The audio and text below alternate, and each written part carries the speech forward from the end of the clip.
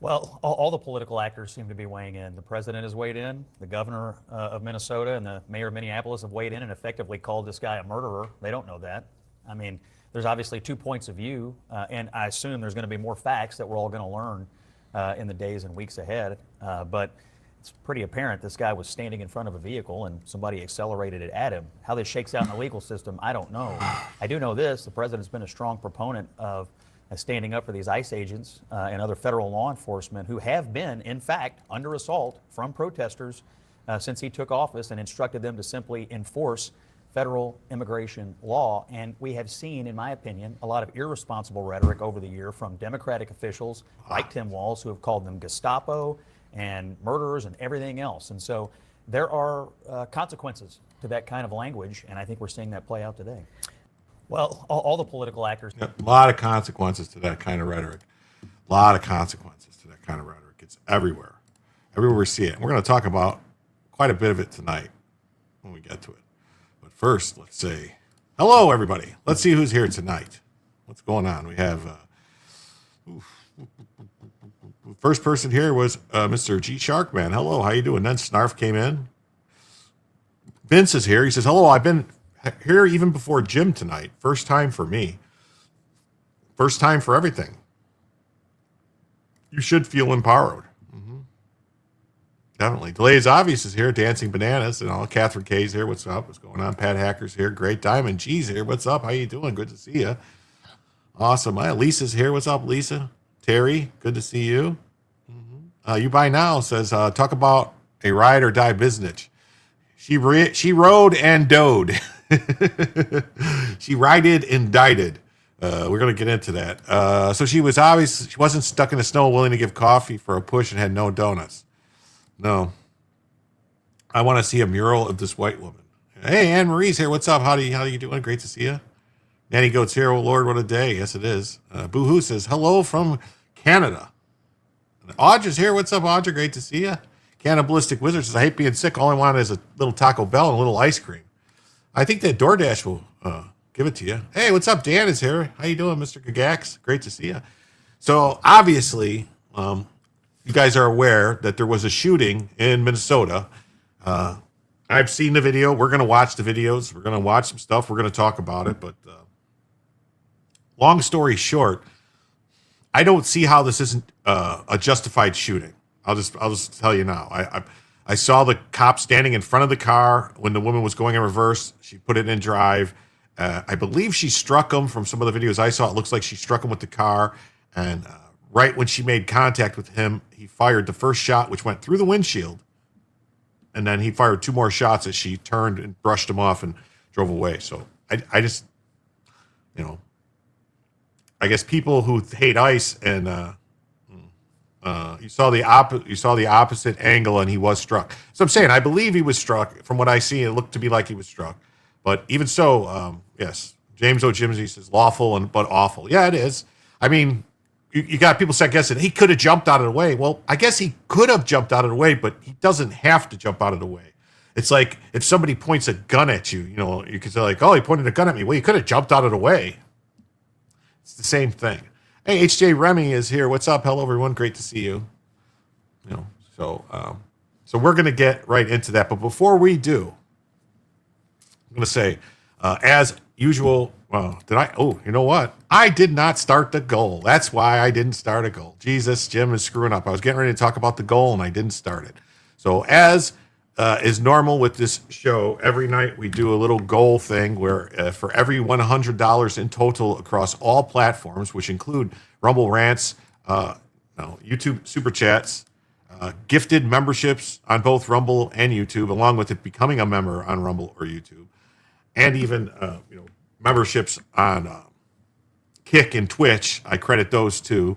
Or if someone wants to donate to Cash App or PayPal or Ko-Fi, whatever you want to call it, those links are pinned in the chat. And there's also QR codes for Cash App and PayPal tip jar on the screen to use. And when $100 in total comes in across all platforms, I extend the show by 1 extra hour. And then for every $100 that comes in, it's an extra hour to show. So the show could be 2 hours, 3 hours, 4 hours, 5 hours, 6 hours, however long you guys want it to be. That's how long the show can be. And then as an added bonus, when we hit 50, we activate the Bellavision for the evening. And unless someone makes an individual donation of $25 or greater, and that could be a $25 Super Chat or Rumble Rant or PayPal, Cash App, or it could be 5 gifted memberships. So, so that's it's all fun and games until someone gets hurt. There were 3 views and 1 from a distance. She obviously struck him. That's what Bella is 1 tanker seized. Yes. In fact, she should have never been there. No, she was playing games. She thought she was doing stuff. She thought she was going to go, and play. I'm going to rebellion. I'm an insurrectionist, whatever. So yeah, here's Bella this evening. As you can see, she's she's on the wrong side of the bed. So there she is. And then there she is. And that's what you get for your Bellavision. And then, so that's your free peek of Bella for the evening until we hit the 25 or the 50, whatever happens. And Lisa Dede says, me first for 10. Wow. So with that, folks, that means that puts us at $90 away from the first additional hour and $40 away from Bellavision. That's great. Thank you so much. Yes. So let's get into some of this stuff here. We have a bunch of videos and different things showing the angles and talking about it, and then we're going to have a bunch of news stories and other people. So thank you. The wife can be charged as an accessory. I hope so. Oh, here. Regarding the ICE shooting, the image on the left would have been the media narrative without X. It would have dominated every news network. By the time you would have been able to debunk it, the hands up, don't shoot lie would have spread. With X, the media lies lose power. So here, this is what the media was showing. Look, he shot her through the side. Look at this. He executed this woman. You see? This is what he did. She was just driving away, and he executed her. And then you're like, wait, no, here's the officer standing in front of the car, and look at the way the wheels are turned, and look where he is. And, oh, man. Wow. Third cop is the shooter. She turned her wheels right at him and accelerated. Justified shooting. There was absolutely no reason for her to try to flee. She should have just,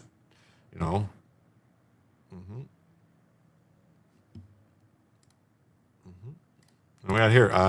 We got breaking. A new angle from the ICE-involved shooting in Minneapolis shows the woman clearly hit the agent with her car before he fires at her. A vehicle is a deadly weapon, and she used that deadly weapon against an agent. This is self-defense. So here's the video.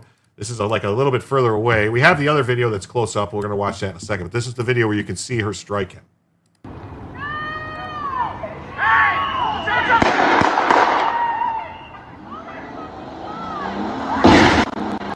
We're going to back it up. Look at it. I'm going to go back in time. There's a cop. You can see her hit him. Ready? Right there. She hits him. You see her hit him.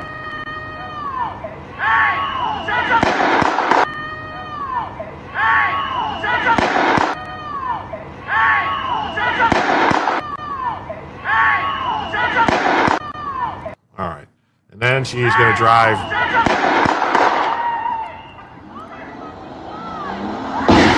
And crash her car.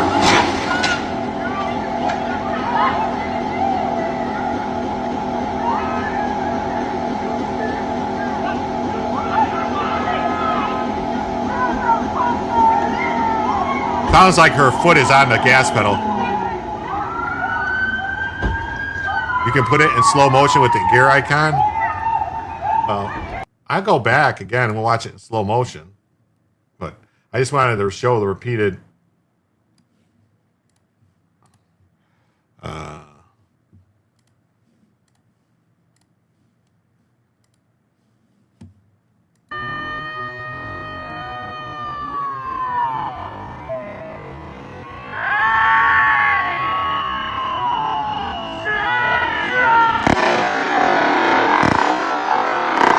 mean, you could clearly see his body move when she hits him with the car. Like, watch his waist when she hits him, push backwards.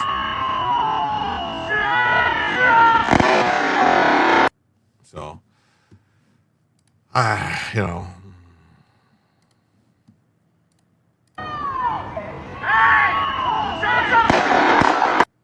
So that's where we're at with that. That's what happened. Also mute it, please. Oh, sorry. I will. Female, typical female driver. A deadly weapon used ineffectively is still a deadly weapon. Yes, like a car can be, if you aim a car at a person, it is a deadly weapon. It's no different than if you point a gun at someone and then, you know, them knowing whether or not you're going to pull the trigger is not, you know, the end all be all of what's going to happen.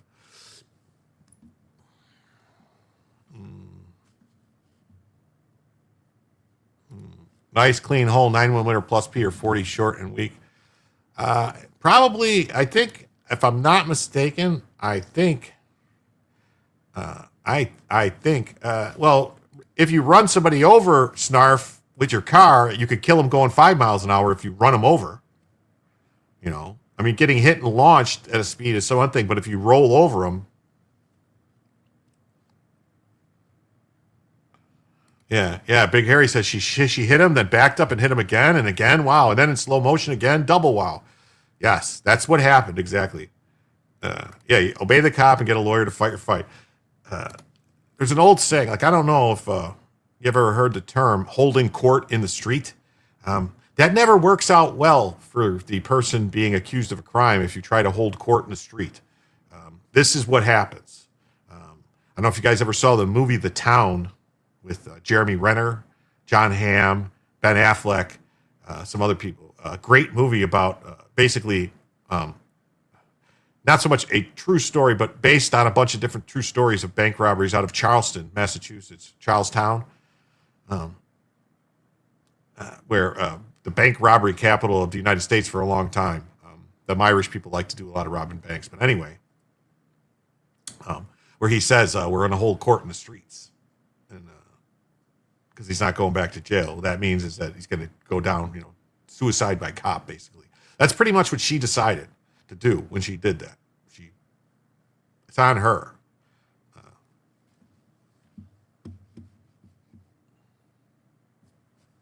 It's sad that someone lost their life, but the cop doesn't have to surrender his life or his ability to defend himself simply because a crazy white woman decides she wants to play Grand Theft Auto. Here's Tim Poole. Says breaking video shows the moment woman makes contact, swiping the officer as he fires, which we saw right there. Boom! She hits him, pushes him back. You can see him move. All right, and then here's another video. Here's her wheels spinning while aiming at the federal agent. So yeah, plus she hit the gas and rev. Like if you look at her wheels, they're going to focus in on her wheels. And you watch what happens here. Her wheels are going to start spinning as she's going. Like, look at the way her wheels are pointed right now. She's backing up, and then a cop is going to be standing right in front of her. Watch. Now here's the cop standing in front of her. All right. This is already in slow motion. Now her wheels are spinning right now.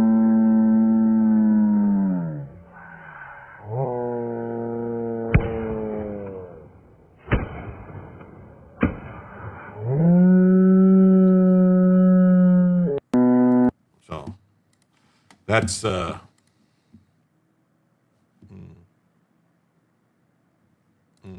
Vince's great reference to Tom was an awesome movie. It is. It's one of my favorite movies.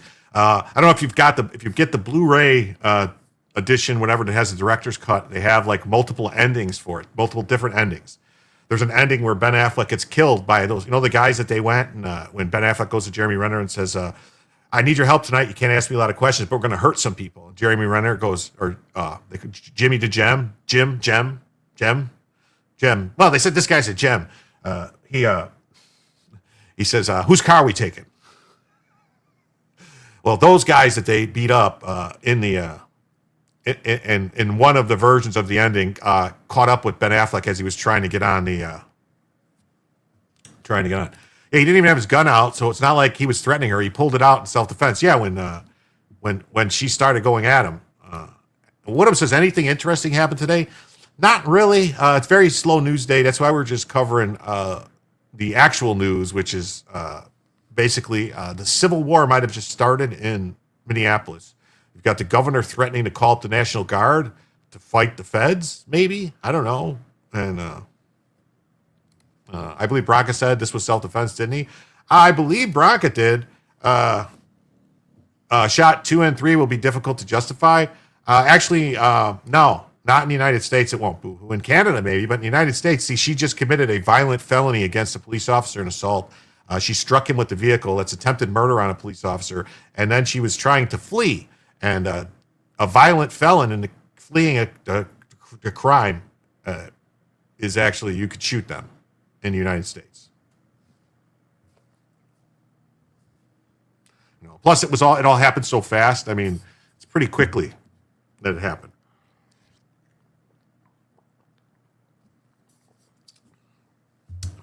Kevin, I thought that when I was putting it on. I said, Kevin's going to call it the tablecloth shirt again.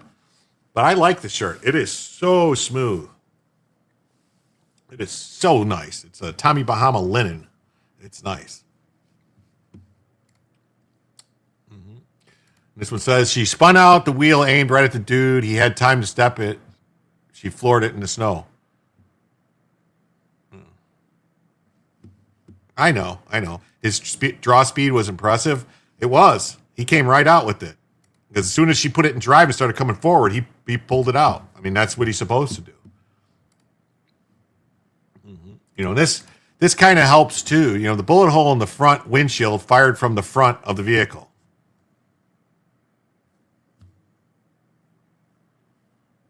I mean, they're trying to, he shot her. No, I mean, that, I would bet money that shot hit her.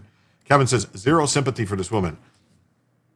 I'm sad because she was stupid enough to do this. She did this to herself. That's the bottom line. She did this to herself. So there's they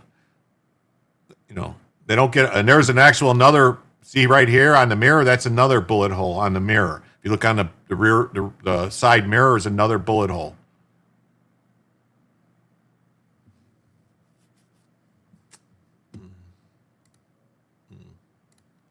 It says breaking. The protester who attempted to run over ICE agents in Minneapolis is a white female U.S. citizen and has a U.S. passport. A DHS official confirmed because, of course, it was. Liberal white women have been radicalized to terrorize ICE.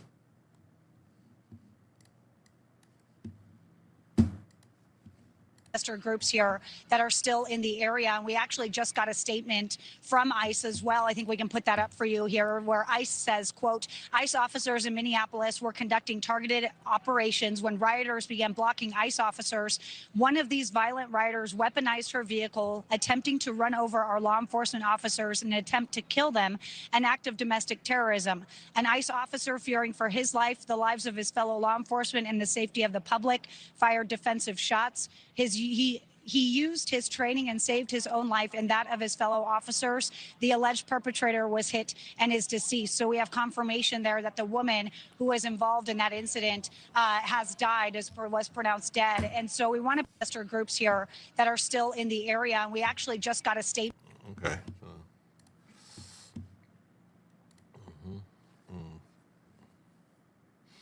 And then President Trump came out and has fully backed the ICE officer after watching the below clip. Trump called the woman a professional agitator who was very disorderly, obstructing and resisting, and then violently, willfully, and viciously ran over the ICE officer who seemed to have shot her in self-defense.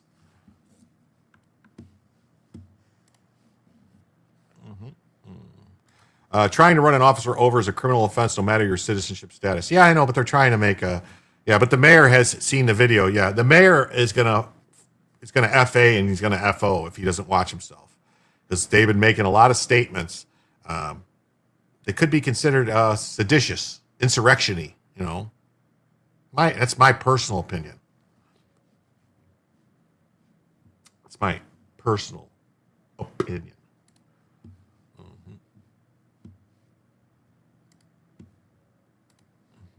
So here's Trump. I just viewed the clip of the event which took place in Minneapolis, Minnesota. It's a horrible thing to watch. The woman was screaming, obviously a professional agitator, and the woman driving the car was very disorderly, obstructing, and resisting, who then violently, willfully, and viciously ran over a knife officer who seems to have shot in self-defense. Based on the attached clip, it's hard to believe he is alive, but is now recovering in the hospital. The situation is being studied. It is entirely, in its entirety, but the reason these incidents are happening is because of the radical left is threatening, assaulting, and targeting our law enforcement officers and ICE agents on a daily basis. They're just trying to do the job of making America safe. We need to stand by and protect law enforcement officers from this radical left movement of violence and hate. Yeah, he should have shot the keys out of the ignition. Yeah. Oh, God. She leaves behind a 6-year-old son, divorced father, passed away in 2023. Well, that's rough, actually.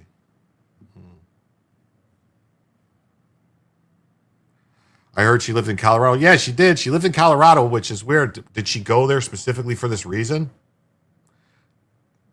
It's possible. You know, what was she doing in Minneapolis? Is she part of an organized... Like, here's the thing. If there's an ongoing conspiracy of people to go and harass ICE, they can all be charged with her death. You know, it's called felony murder. You know, your commission of another crime and someone dies, they could get them all for the murder. Lock them up. Vince says, sucks her situation, but FAFO, sorry, babe. Yeah. Hey, Silvertech, what's up? Great to see you. Who's going to feed all the cats? Wow, that is a question. Yeah, we saw that video. All right, let's get it. Let's get into some of the news coverage. One dead after ICE involved shooting in Minneapolis. She's from Colorado. She moved to Somaliopolis. Oh, okay. I thought they said she was living in Colorado. I thought maybe she was just visiting. A woman is dead following a shooting involving ICE agents in Minneapolis on Wednesday. ICE agents were conducting operations in Minneapolis when rioters attempted to block their path, according to the local news outlet. The woman was driving her vehicle when she was shot and subsequently crashed, according to witness reports and federal law enforcement. According to Homeland Security, the woman was attempting to run over ICE agents in an attempt to kill them, an act of domestic terrorism. The ICE officer fired shots in self-defense at the vehicle, killing the driver. Yes. Then he goes as an accessory and a conspiracy. That's what I say. However, the witnesses denied DHS's account of the incident to local news, telling Fox 9 that agents were attempting to enter the woman's vehicle when one of them opened fire. See how people are either liars or they see what they want to see? Oh, her wife said she recently moved. They recently moved there. Oh, so she's a lesbian. Oh, okay. Yeah, this is what end stage feminism gets you. ICE officers were injured in the incident, but are expected to make a full recovery. A video posted on social media by Eyewitness 5 appears to show the incident.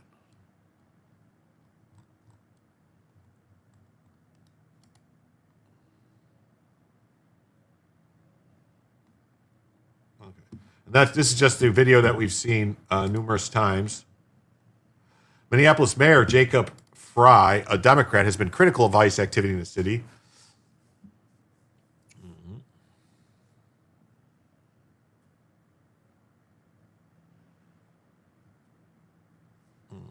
Oh, look at this guy. He goes, this is another radical right-wing nutjob stream, huh? Can you permaban me so I don't actually wander back in?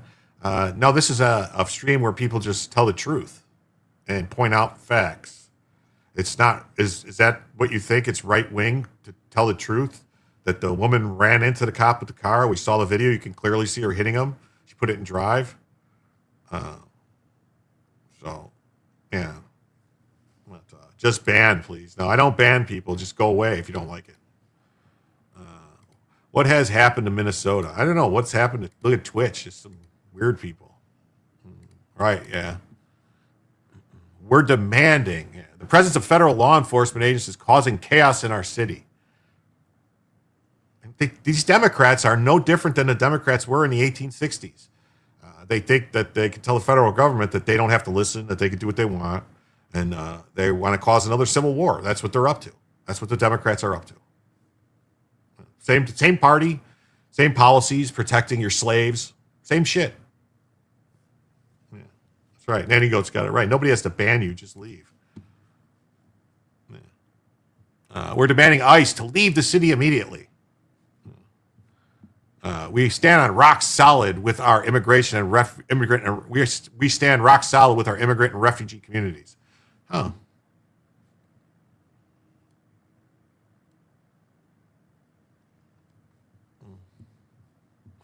Minneapolis police chief called the incident very tragic, telling reporters at the press conference that a full investigation will be conducted. The Minnesota local police, the Minneapolis Police Department, and the state police, they have no jurisdiction to investigate the feds. I mean, that's just the way it is. That's just the law. The preliminary information we have indicates that this woman was in her vehicle and was blocking the roadway. At some point, a federal law enforcement officer approached her on foot, and the vehicle began to drive off. At least 2 shots were fired. The vehicle didn't begin to drive off. The vehicle drove into another agent that was standing in front of the vehicle. It's on video.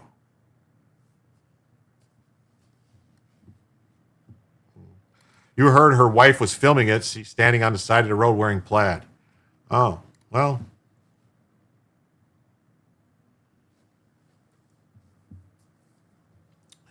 Minneapolis police responded to the incident and performed life-saving measures, including CPR, before the woman was transported to Hennepin County Medical Center, where she was pronounced dead.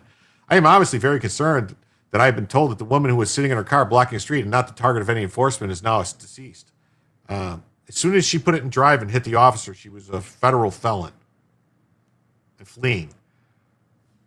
Appears to be a middle-aged white woman. So middle-aged white women get a pass. They get to do what they want. No one tells them what to do. There is a video available from the front view. Okay. Sometimes it's obviously very concerning whenever there's a situation with a shooting in a vehicle of someone who's not armed, but it also is something that is possible. At times, it is justified. Like when you hit the person with your car and you're coming right at them, I'd say that's when it's justified. Maybe. According to Reuters, protesters entered the streets near the scene after the incident. Heavily armed federal agents wearing gas masks responded by firing chemical munitions into the crowd. Yeah, she was armed. She was armed with the car. That's right. She was armed with the car. She used her car as a weapon.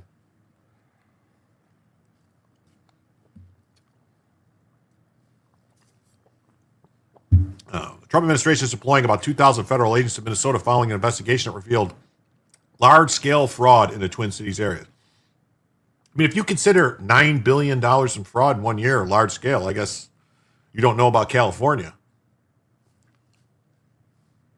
ICE agents arrived in Minneapolis in force this week. DHS Assistant Secretary Tricia McLaughlin said that the incident comes amid a 1,300% increase in assaults against ICE immigration agents. President Donald Trump shared a video of a shooting incident on Truth Social, calling it a horrible thing to watch. The woman screaming was, we saw this, obviously a professional agitator. DHS is continuing to gather information on the shooting, according to Secretary Kristi Noem. who called the incident an act of domestic terrorism. Trump should call up the Minnesota National Guard and reactivate Walz to active duty. Well, according to the Supreme Court, Trump can't just call up the National Guard without the governor's permission. It's the Supreme Court ruled, but they said he could call in the regular military, or that he can only activate the Guard if he can't do it with the regular military or something. So he should just send in the frickin' Marines. We will continue to protect our ICE officers in cooperation with other law enforcement agencies as well, Noem said during a press conference on the southern border in Texas. Minnesota Governor Tim Walz held a press conference Wednesday afternoon where he said he's prepared to deploy the state's National Guard. To do what exactly? To Donald Trump and Kristi Noem, you've done enough. There's nothing more important than Minnesota's safety. I've issued a warning order to prepare the Minnesota National Guard. We have soldiers in training and preparing to deploy if necessary. Walz condemned the shooting and said his administration will stop at nothing to seek accountability and justice. Yeah, like the accountability you got for those 4 Minneapolis police officers that you railroaded and sent to prison by letting activists on the jury, tampering with evidence and changing shit. You got a pattern of that.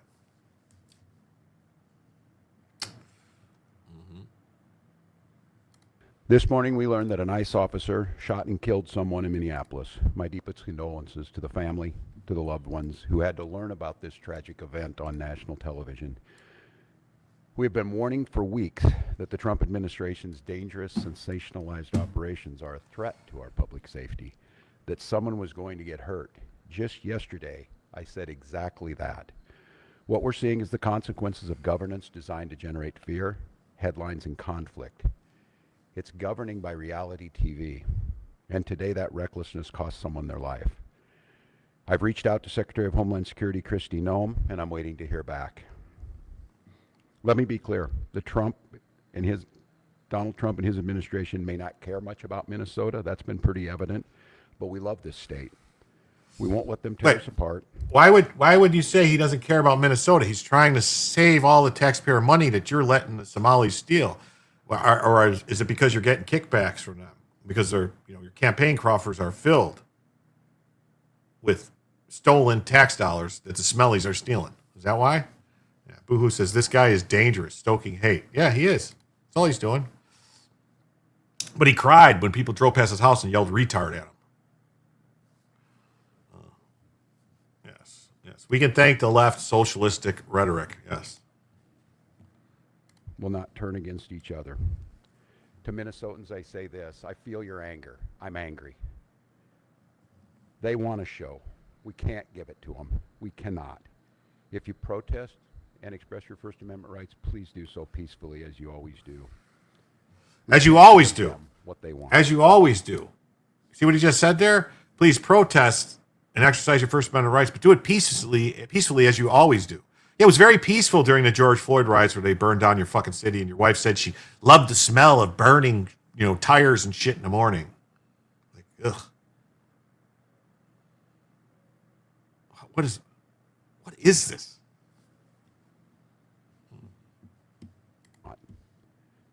The hearts and minds of the people in this state are on our side. To Americans, I ask you this. Please stand with Minneapolis. To Minnesotans, know that our administration is going to stop at nothing to seek accountability and justice. The State Bureau of Criminal Apprehension are working on the investigation. We have activated the State Emergency Operations Center. State Patrol and Minnesota National Guard leadership is connected with the Minneapolis Police Department, the St. Paul Police Department, Hennepin County Sheriff's Office, the DNR, and Minnesota's Homeland Security and Emergency Management. We have activated dozens of members of the State Patrol's mobile response team. And from here on, I have a very simple message. We do not need any further help from the federal government. To Donald Trump and Kristi Noem, you've done enough. There's nothing more important than Minnesotan safety. I've issued a warning order to prepare the Minnesota National Guard. We have soldiers in training and prepared to be deployed if necessary. I remind you, a warning order is a heads up for folks. And these National Guard troops are our National Guard troops. They're teachers in your community, they're business owners, they're construction professionals. They are Minnesotans. Oh, so as opposed to the feds, which he thinks are outsiders, that he's not part of the federal government. This is sedition, what he's doing. This is insurrection. This is it. I'm calling in our soldiers. We're going to fight the feds. That's what he's saying. Training for what? To fight the feds, I guess. For another civil war. The Dems want a second civil war. They were so happy with the results of the last one. Yeah, I truly think the Dems want insurrection. They've been violent for a year. They've been seditious going back since Trump's first term. The entire January 6th thing was a setup, a put on by the Dems, because that's what they were going to planning to do if Trump, if they wouldn't have stolen, weren't able to steal the election. Yes, they want a civil war. They do. Tennessee versus Gardner says police can't shoot a fleeing felon unless they pose an imminent risk.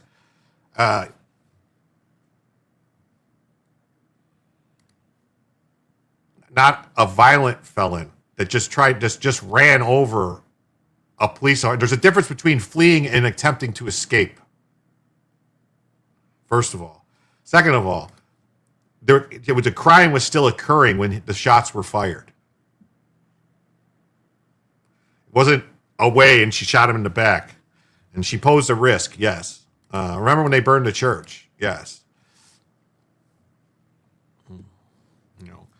Her car was the weapon, and she possessed it. Not allow our community to be used as a prop in a national political fight.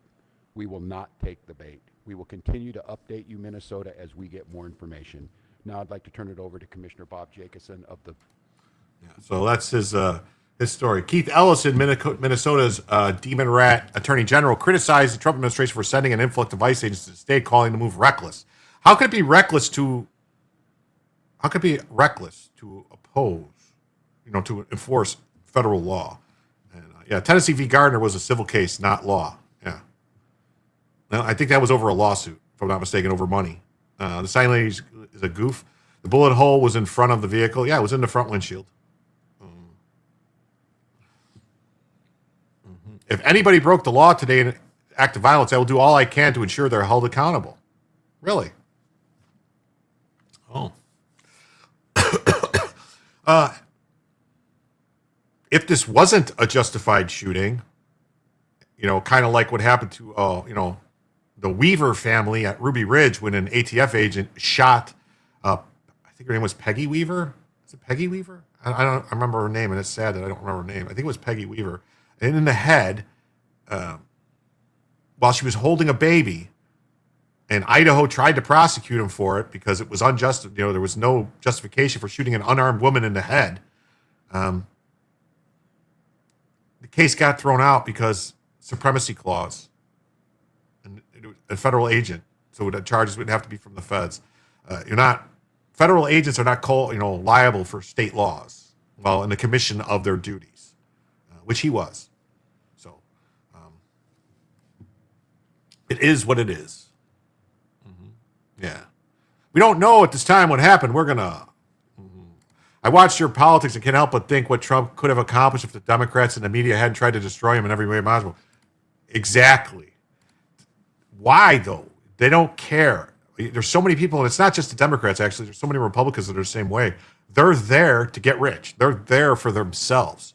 Like, why did Joe Biden take all this money from all these people? If he actually, none of them care about the country or how good it could be for the people.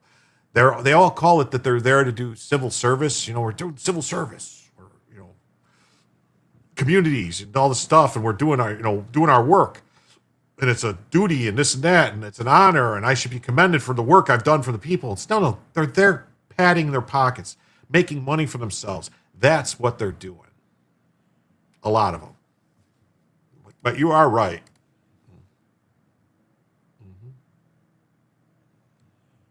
It's a developing story. It'll be updated. Breitbart has says ICE agent failed to shoot women who allegedly weaponized their vehicle. Well, we saw it, and it sure looked like she hit him with the car to me. I saw him move when the car hit him. So I don't know what else to say about that.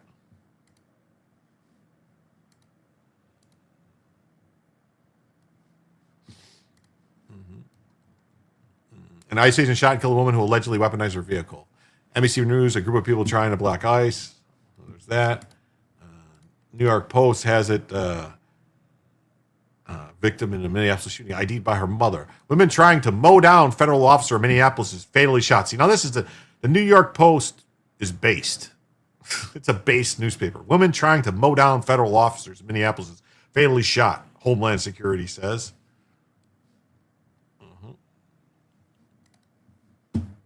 Warning, graphic content.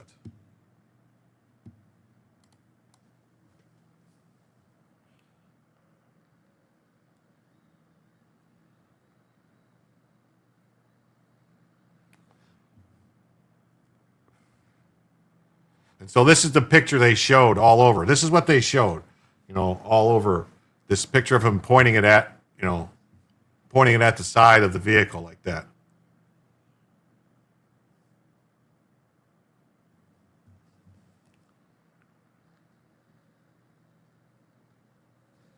Oh, wait, I had the sound off. Officers order the driver. All right, sorry, I had the sound off. My bad.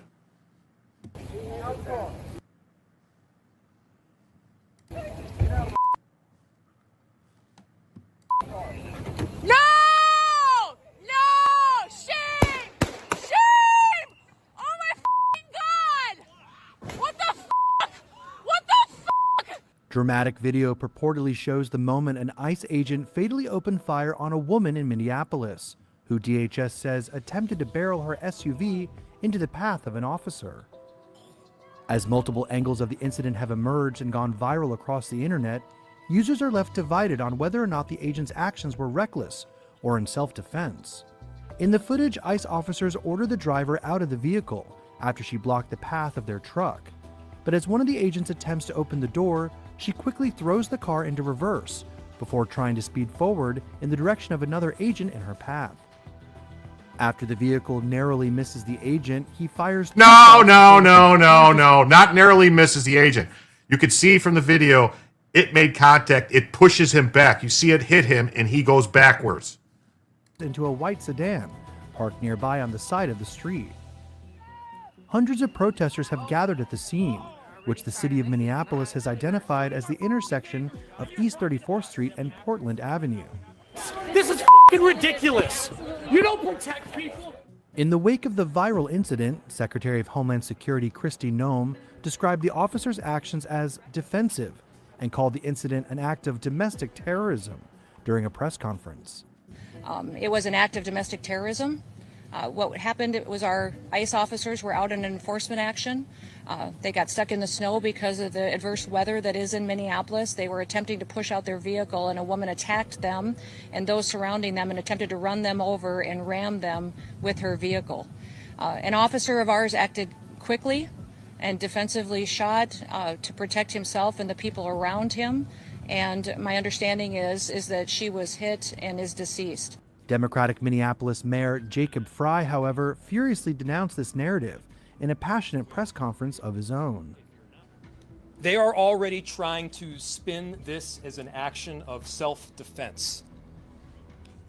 Having seen the video of myself, I want to tell everybody directly, that is bullshit, and I have a message for ICE. To ICE, get the out of Minneapolis. Oh, get your army and throw them out. Assistant Secretary for Public Affairs Tricia McLaughlin said in a statement, "This is an evolving situation, and we will give the public more information as soon as it becomes available." So we're going to read this one second, but there's a couple chats I want to acknowledge. That must have been her wife on the passenger exterior. Yeah, what she did. Also, Brown v. U.S. says the shots fired after an incident is over if the shots are in reasonable proximity to the justified shots, so 2 and 3 are okay. That's what I'm saying. It was all still happening. The second shot, I believe, hit the mirror, and then the third shot, I mean, like, if he would have, I don't know if he popped her in the side of the head when she was driving past him. Like that, I might be like, oh, dude, that's a little, but like, that's still probably reasonable proximity to what happened. I don't know. And then, how do you feel about her tires clearly turning to the right as she pulled forward, indicating she might have been trying to avoid hitting him and was just scared herself trying to get away? Well, that, honestly, I appreciate the comment, the cop doesn't know she's turning the wheels. He's looking at her, and she, threads it back in the driver's tire starts spinning. She starts coming forward. That's when he draws his gun, and as she hits him, he fires. I mean, what's he supposed to do? Really? I mean, you could say, oh well, he could have jumped out of the way and not got hit. Yes, she could have also not put it in drive and stepped on the gas. Like this is lawful, but it looks awful. That's the bottom line. It's lawful, it looks awful, but he acted in self-defense. She drove the car at him. She struck him with the car. Unfortunately, she expired. Two stupid women from Colorado with 4 kids. That's ridiculous. Lost her life to defend illegal criminals and Somalian fraudsters. Pretty sick. Yeah, well. Oh, I can't listen to the tough guy who is the biggest fraudster. Yeah. What they forgot to report is that she had been the lead car obstructor all day for her fellow protesters. I think she might think twice next time and stay home. Maybe. She should have just got arrested, is what she should have did.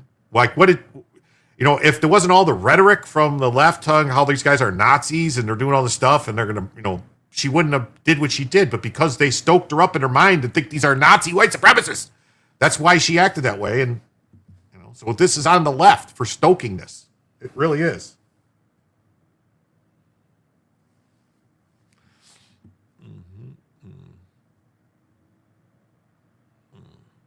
He's trying to be more macho than Mandami. Hey, Jody's here. What's up? Thank you so much. Give it a plus. That's right. Totally punchable. Yes. Moving to this town. She could have not blocked the street. She could have turned the tires back just as quickly. Yeah. He doesn't know, and he's not looking. He's in front of the car. He's not looking which way the tire. That's what I would say to anybody who says that. Go stand in front of the road, in front of my car. Let me hit the gas, and you tell me which way my tires are pointing. You can't. FAFO. Jump out of the way on an icy road. He'd most likely slip and run over. I'm saying you could make that argument. That's not why you don't, he's got no obligation to retreat unless BLM feds. Yeah, there is no obligation for the cops to ever retreat. Liberals are to blame for brainwashing for years now. Yes. I wonder if the kid with the snowball actually threw it. I don't know. Well, they're both weenies. Clearly, she should have been she's attended the Leering Center. Yes. No, there was a mission. Her actions before they showed her blocking the road and ice cars driving. She was there on a mission. The ICE agent was clearly scared too, and I don't understand how you say he reacted in that way. Don't you think that the federal government sending in agents to communities and neighborhoods is stoking the fire? Enforcing the law is not stoking the fire. All right, they're enforcing federal law. $9 billion in fraud in Minneapolis alone. All right. They're saying $250 billion in California. Start adding this up. There's a reason we're $38 trillion in debt because they've been stealing all our fucking money. All right, and it's got to stop. That's why. Yeah, Trump didn't create shit. All right, if you think that, you're nuts. Enforcing the law. You sound like a fucking. Are you a Confederate? Because you sound like a Confederate. You support the Confederacy. You support slavery. Clearly. Oh, how many billions justifies killing U.S. citizens in the streets? Here's the thing. You get killed when you put yourself in that situation, all right? You struck a cop, a federal agent with your car. You were a deadly threat to them, all right? How many billions,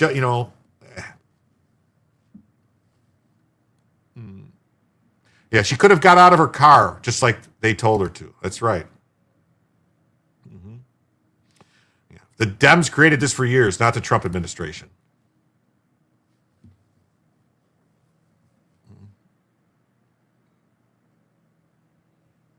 Anyway, so videotape shows protesters, some with snowballs. Yeah, like now if somebody threw a snowball at a cop and they shot him, I'd be like, dude, you can't do that.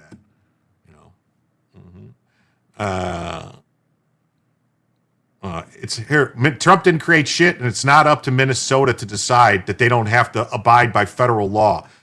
This is a federal country. We have a union of a federal union, of states. The federal constitution and federal law is the supreme law of the land. It must be followed everywhere. If you don't like it, secede, seditionist Democrat. Do I believe Ashley Babbitt should have been shot? No, not at all. She didn't pose any threat to anybody at all when she was shot. If Ashley Babbitt was in a car driving at Bird, then yeah, she should have been shot. But standing in a fucking hallway with a bunch of people with cops behind her getting shot in the face, completely different situation. Yeah. How did she pose no threat? All right. Well, there was a cop with a machine gun standing 3 feet behind Ashley Babbitt when she was shot. That's why. Why would she be shot through the door? Jim, 2028. She should have kept backing up and maybe listened to law enforcement and got out of the car. Yeah, she could have done all these things. Hey, Cesium Cat, if the left would just let ICE do its job and stay out of the way. Yeah, why? That's right, Jim is telling you. Why are they so opposed to ICE getting rid of all these illegal aliens? Why? Oh, because they use them to vote. That's why. That's how they stay in power. Wow. Why are they so opposed to stopping the fraud? Because this fraud is where all the freaking money is coming from that Act Blue funnels out to all of them with all these donations. You know, when James O'Keefe goes and knocks on doors and says, hey, ma'am, you said you donated $30,000 last year to this party. He goes, what? I live on a fixed income. I only make $15,000 on Social Security. I can't afford that. I donated $35. This is where the money's coming from. Yeah. Votes and money. Yep. This woman was fleeing and attempted to at least assault the agents. No, she struck the agent with the car. Today, ICE officers in Minneapolis were conducting. Sobertech says, everyone making excuses for the girl. The domino effect started when she shifted the vehicle into reverse. These people play the victim after they broke the law, putting the vehicle in reverse to run.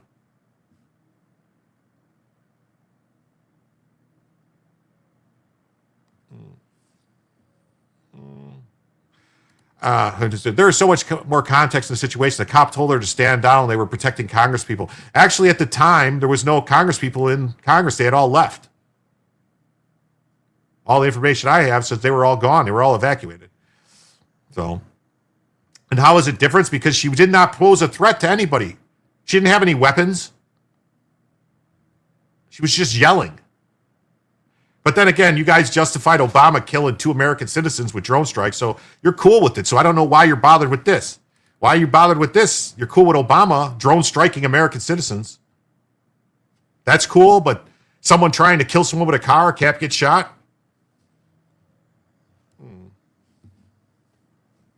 Mm-hmm.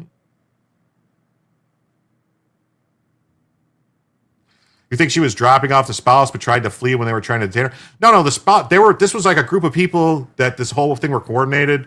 Like, they're going to get all the information now. And I strongly hope they charge the other people involved with felony murder, because her getting killed in this whole conspiracy that they were doing to block ICE and do this shit, they're all culpable.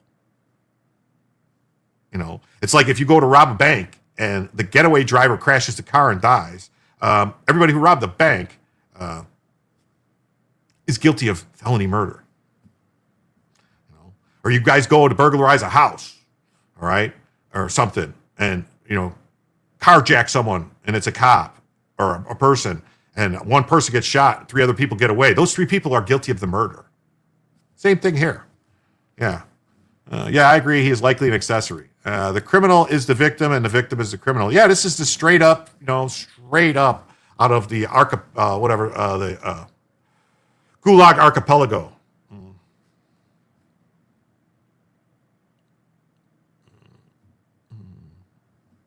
Oh, watch the Ashley Babbitt now. Let's get the context without hearsay. We can observe it together. I'm focusing on other stuff right now, other news. Sorry, that's not this show. She was harassing the agents during the whole encounter. Empathy. And add in whoever paid the protesters. That's what I'm saying. Whoever's paying all this stuff, they can all eat the biscuit, as they say. An act of domestic terrorism. Well, if it's an act of domestic terrorism, that's right. Jim tells you, you don't tell Jim. Am I afraid to confront the fact that you might be wrong? No, I have no problem with being wrong. I'm just not in this case. All right. I can't, dude, I can't pull it up right now. I have a whole show planned, dude. This is a show where I have topics pulled up and I go through them. I'm not going to, what else I got going on? I have a whole fucking show to do, dude. That's what I have going on. Yeah. An ICE officer fearing for his life, the lives of his fellow law enforcement, and safety of the public fired defensive shots. He used his trainings and saved his own life and that of his fellow officers. DHS woman killed after using SUV as a weapon. DHS says the woman tried to ram officers amid a clash with anti-ICE demonstrators.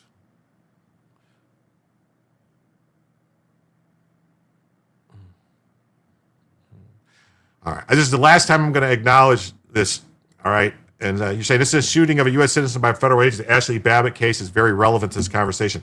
Actually, there's a more relevant, whether or not you want to acknowledge it or not. Look into Ruby Ridge and Randy Weaver and what happened to it was Peggy Weaver, I believe.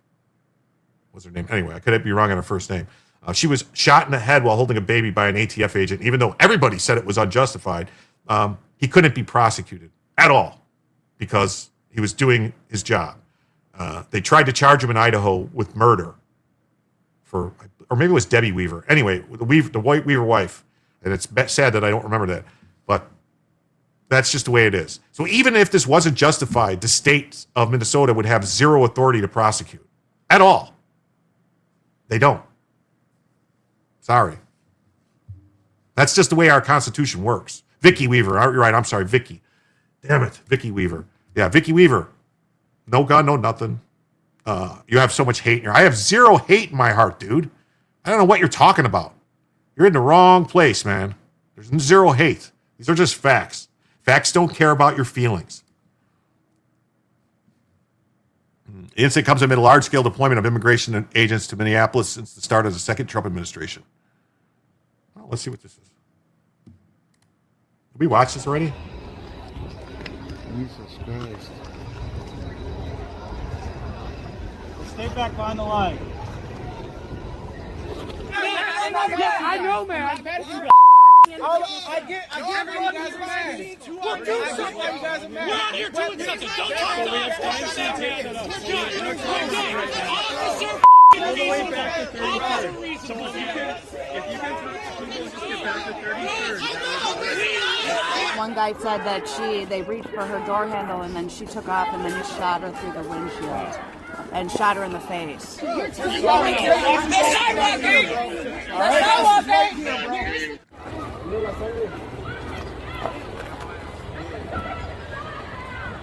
Say something!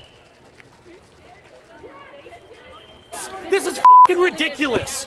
You don't protect people. You're here because assholes like you thought that you had power over us and trampled our rights. We got weapons out.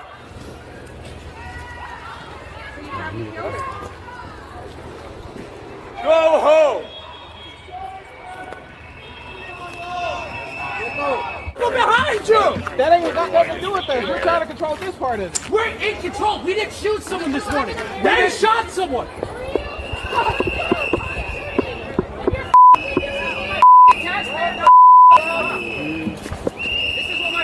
Wow, they got the whistles out.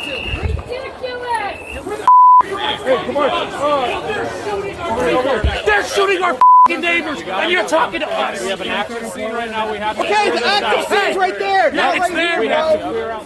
Stay back. Shut the up! You don't tell nobody to do Stay back. Laughing, bro. Shut the up! We're citizens. You ain't got no jurisdiction over us. Can't have everybody past this. We need to keep everyone here. We're going to have to get people moved back. We're going to set up more tape as we go back and get kind of leaf. Okay, sounds good. Where do you want us to go? Where do you want us to go? What? You guys are inside the crime scene at this point. You guys are on either side. There's crime scene tape on either side. Okay. Hey, that tree. Hey, Patino. Property. That's your property. Get Put that on my property. Cars that are coming in. That tree's on my property. Holy shit. Crime scene now. Hey, this is the crime scene now. We have to get a space. No. Just back up. Just back up. We are on the Back up. fucking Scene is right there, bro. Turn around. Turn around. The crime scene is right there, bro. Wow, so these guys are so stupid. So even if they were going to try and do something, they contaminated the crime scene by running around it, doing all this stuff. So, yeah, see how they are ruining safety whistles? Yeah. Get a job and contribute to society. Yeah, go home. That's what they could do.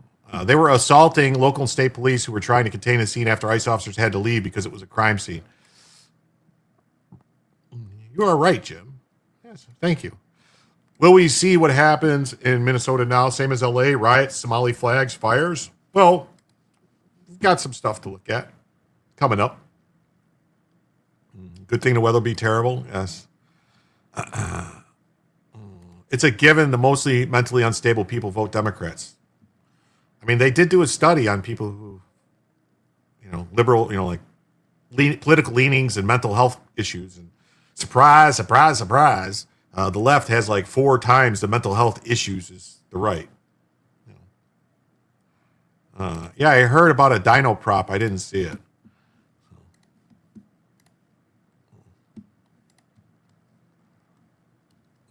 Minneapolis council member Jason Chavez said on social media platform Blue Sky that Border Patrol Chief Greg Avino had responded to the scene. So they're just they're doing stuff to try to inflame people and make it worse. Video live streamed the scene by Fox 9 shows agents standing side by side in the street with throngs of protesters filming the scene with their phones, some cursing at agents. The video also shows 3 vehicles, a plum-colored SUV, a white sedan, and a sporty dark red car that looked to have been involved in a 3-car collision.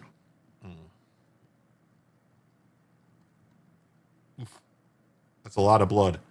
A woman attempted to run over law enforcement in an attempt to kill them. Wonder how many paid protests are like, this is too much for me, I quit. I don't know. I mean, I think a lot of it is that they're used to the treatment, like being able to get away with a bunch of shit in, Seattle, Portland, California, Illinois, Chicago.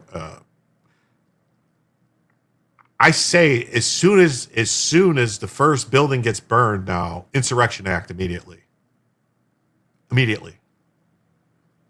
And when politicians like Jacob Frey tell you get the F out and you can't be here, we don't want you to get out. Well, that sounds like sedition to me, so arrest him.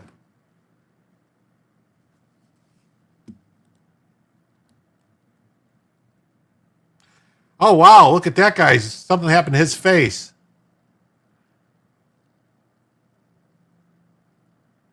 Oh.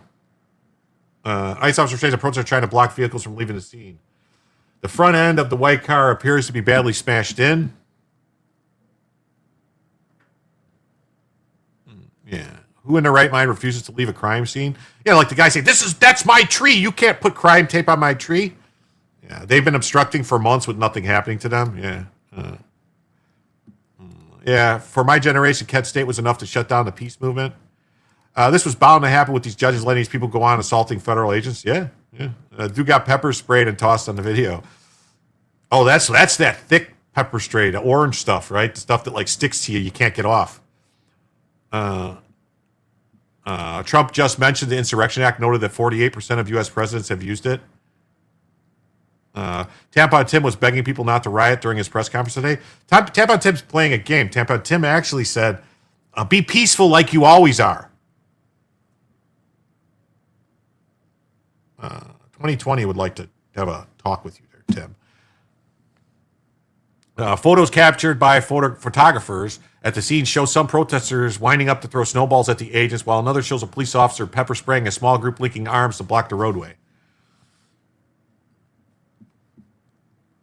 Get the F out of our city. We're not scared of you. One person could be shouting. This is an evolving situation. We'll give the public more information as soon as it becomes available. They had to pepper ball spray many. They wouldn't get out of the street.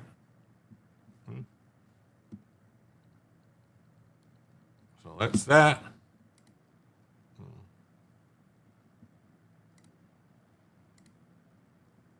Wait a minute. What is this? Didn't we just watch this? Yeah. I think this is the one. Yeah, this is the one we already watched. Why did that pop up again?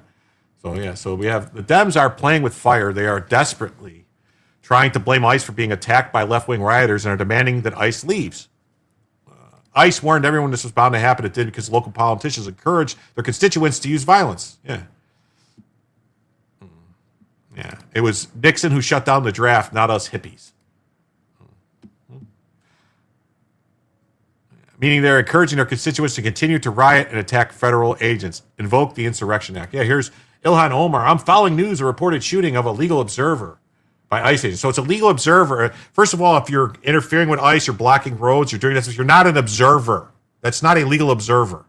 A legal observer is somebody's just standing there watching. Doing things, interfering, impeding is not observing. You guys know the difference, right? There is a difference. Yeah. ICE must stop terrorizing our communities and leave our city. So enforcing federal law is now terrorizing your community. Huh. And then here's Jacob Frey. I'm aware of the shooting involving ICE agents at 34th and Portland. The presence of federal immigration enforcement agents is causing chaos in our city. We're demanding ICE to leave the city immediately. We stand rock solid with our immigrants and refugee communities. Wow. Invoke the Insurrection Act. That's what he should do. Start arresting people. And here's Senator Tina Smith says a U.S. citizen has apparently been shot by ICE agents in Minneapolis. I'm gathering information, but the situation on the ground is volatile. I should leave now for everyone's safety. Oh, just like the police officers left that police precinct that then got burned to the ground. Yeah, that's what you do. You leave. You don't leave. You enforce the law. If someone tries to stop you from enforcing the law, you apply whatever force is required to enforce the law. That's how it works. The government is who has all the power. And that's the bottom line. Unless you're going to, unless you guys are going to strap up and get it on, put your boogaloo shirts on and go to town, if that's what you want, go ahead. We'll sit back and watch. It'll be funny. Go ahead, lefties. Go to war with the government. We'll just sit here and giggle.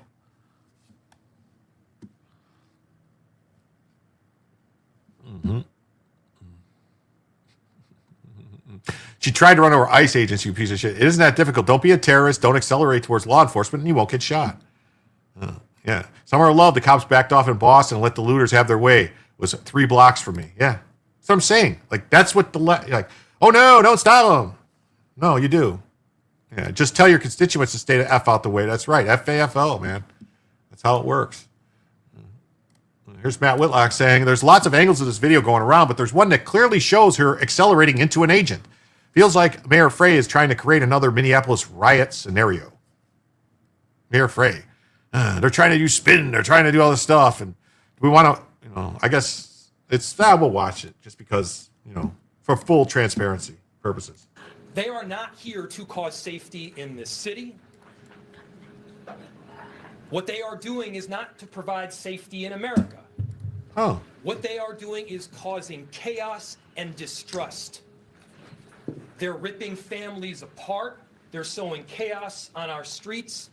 And in this case, quite literally killing people. Every time the police officers arrest anybody, any police officer arrests anybody for a crime, guess what they're doing? They're ripping families apart. That criminal has a family.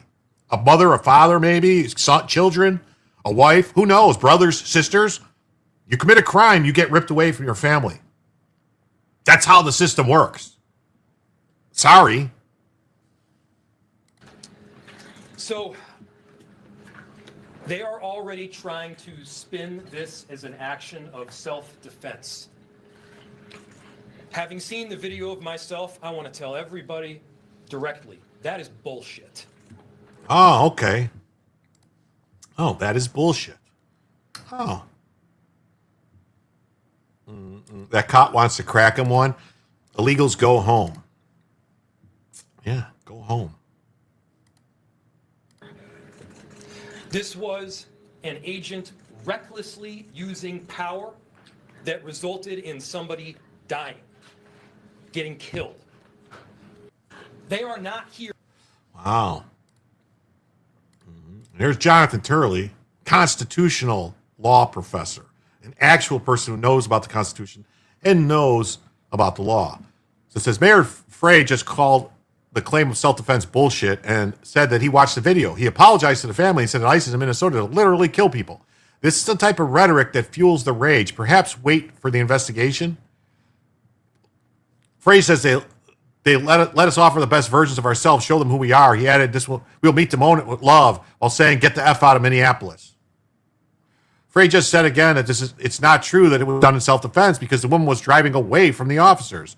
I've seen a couple of the videos online. One shows an officer in front of the vehicle as it's pulled away from another officer. It was moving away from the officers who approached it, but towards an officer in the front. The officer in front appears to be to fire one shot at close range. We have to verify the authenticity of these videos, and better understand the circumstances with the investigation. An officer is allowed to use lethal force if a vehicle is being used as a weapon to run them over. This is why it would be more reasonable for Frey and the others to allow the initial investigation to be completed before declaring that ICE murdered a citizen. But they don't. What I would like to see is the body cam footage of the officers in the front, as well as any videos from the front of the vehicle. These reviews turn on the level of threat posed by the vehicle, judging from the distance from the officer in front, etc. Well, the vehicle struck the officer, Mr. Turley. And then Jay Town says, or just watch the video and quickly learn the officer who fired the shots was the officer directly in the path of the accelerating vehicle, the driver of which was given commands to get out of the vehicle. I'm certain I've read that the use of self-defense force is lawful. This Fry guy can't stand a big liar. At least we know he can learn English because he speaks Somalian all the time.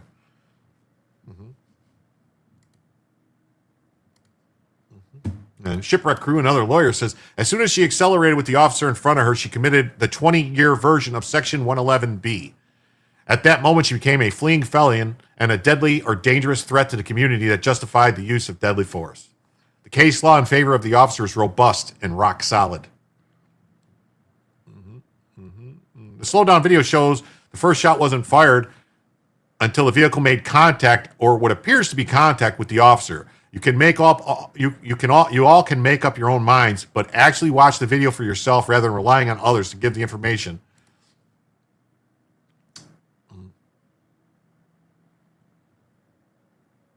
Yeah, you can see this is like a blow. We'll watch this one.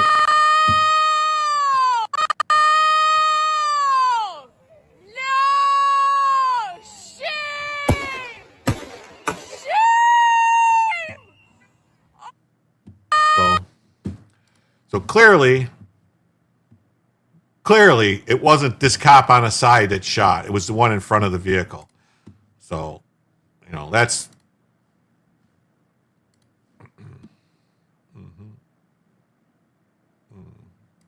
Sorry I'm late. Has Tampa Tim been arrested yet, or did declaring war on the federal government become legal now? Well, that's what I read it as, Joe, right? When he said he's calling up the National Guard, and they're Minnesotans, and they're going to defend Minnesota. That, to me, that means he wants to go to war with the federal government. Sounds like a repeat of, 1863, let's say. Her final words were, "Oh, shit." And Stephen Miller, Red Steez, always Oh, he even slipped the one trying to open the door. Yeah. That's what I'm saying. The one opening the door when she started backing up could have dragged them. I mean, there's been cases where that happens where a cop is trying to reach in the car, they start driving, and they shoot. And it's justified because they could be sucked under the car. Tim, he skipped Civil War class, which is odd because I thought he was a history professor. Sam has decided to keep going despite photographs that show that of the 3 shots fired, 2 were from the front of the vehicle. One hits the front windshield, the other hits the back of the mirror. Has he seen the photograph? Probably not, but he's weighing in on it all. For a website run by a bunch of Bush-era neocons, it's sure weird they don't have a single Leo expert or federal or firearms expert on staff. Yeah, this guy, even if you grant the driver was here going right at the officer, there's some problems. The officer was out of the way by the time the driver passed, hence why he shot the side window. He didn't shoot the side window. No one claimed the window was attacking them. That's not true per the video. Which officer was hurt in the video? What video did this guy watch? Did he watch the one that doesn't show it? Here's the bullet hole here's one in the mirror and one in the one in the mirror right there and one in the front windshield. So, I don't understand this. I really don't. Yeah. Oh, I failed to see how this officer was in danger by a car clearly trying to leave the scene. Oh, go figure. This is a guy getting engaged to another guy, Sam Stein. His boys blocked me, but someone should probably pass him the photo so he can correct himself. Yeah. Here's a story from the Hill. Minneapolis mayor tells ICE to get the F out of the city.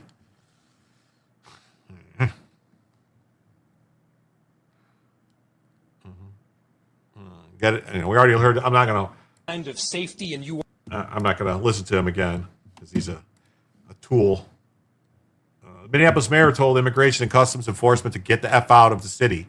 Well, You get your army and you force them out. That's what you do. See how that works out. It's terrible to watch, but no one should voice an opinion if they haven't seen it.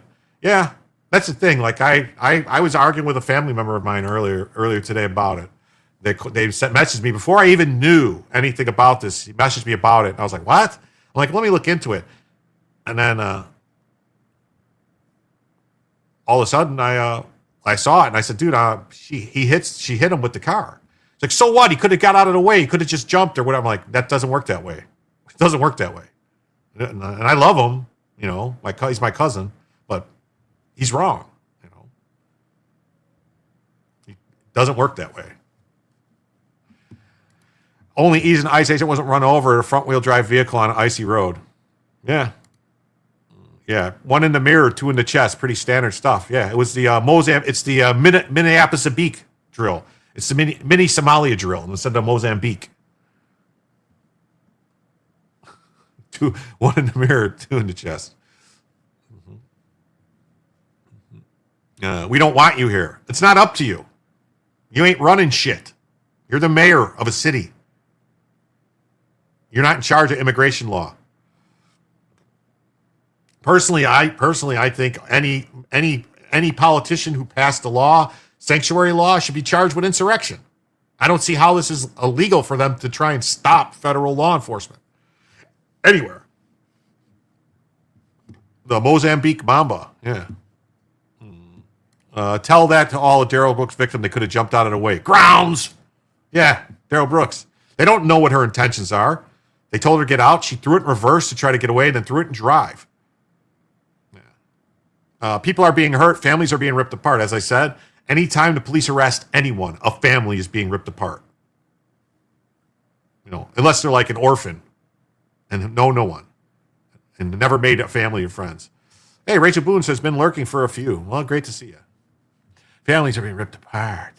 It's on you, and it's also on you to leave. Minneapolis residents have contributed so greatly to our city, to our culture, to our economy. Well, yeah, your economy is great because they stole all our fucking money. You guys think California is next? Yes. Yes. A video shared on social media by local reporters depicts masked agents approach the vehicle in the middle of the street. When the vehicle accelerates, an agent fires shots into the car, which is then showed crashing into a telephone pole. Spokesman said that the woman was trying to run over law enforcement officers in an attempt to kill them. An act of domestic terrorism. An ICE officer fearing for his life and the lives of his fellow law enforcement safety fired defensive shots. He used his training and saved his own life and the lives of his fellow officers. Hey, what's up, Lenny Lou? Great to see you. Great to see you. Frey condemned the DHS report of the event and said the department's trying to spin this as self-defense. Well, that's what he said. Oh, I saw the video. It's bullshit. Well, we saw the video, and judge for yourself. Whoa, what just happened there? What is going on? And the Minneapolis police chief described the victim as a middle-aged white woman. I'm obviously very concerned that I've been told that a woman who was sitting in her car blocking the street, not the target of any law enforcement activities, is now deceased. Well, she decided to do something. New Scum is pissed that Walmart is talking about leaving California. Every time we took people in, we didn't let them say bye to family or hug them or anything. Yeah, I mean, every single person that was arrested for January 6th houses were raided, guns pointed at babies, and their families were separated. You guys were all great with that. All you crazy people. Hey, what's up, Scott? What did you miss today? Just Civil War started today in Minneapolis, just so you know. Tampon Tim Walz decided to call up the Minnesota National Guard, and it's their guard. It's their troops, Minnesota's guard, and they're there to protect Minnesota from the feds. So it's on, I guess.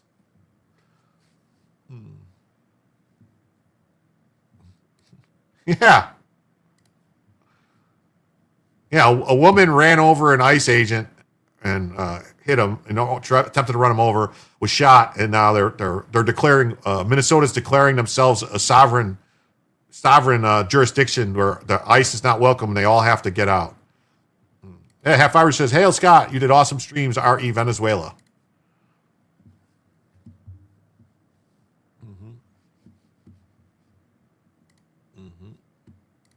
And we got this. We got a liberal terrorist in Minneapolis attempts to steal the weapon from a federal agent.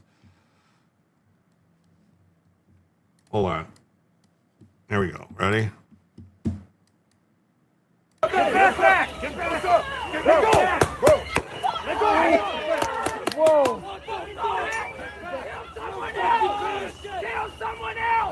You don't ever grab a cop's gun. Ever.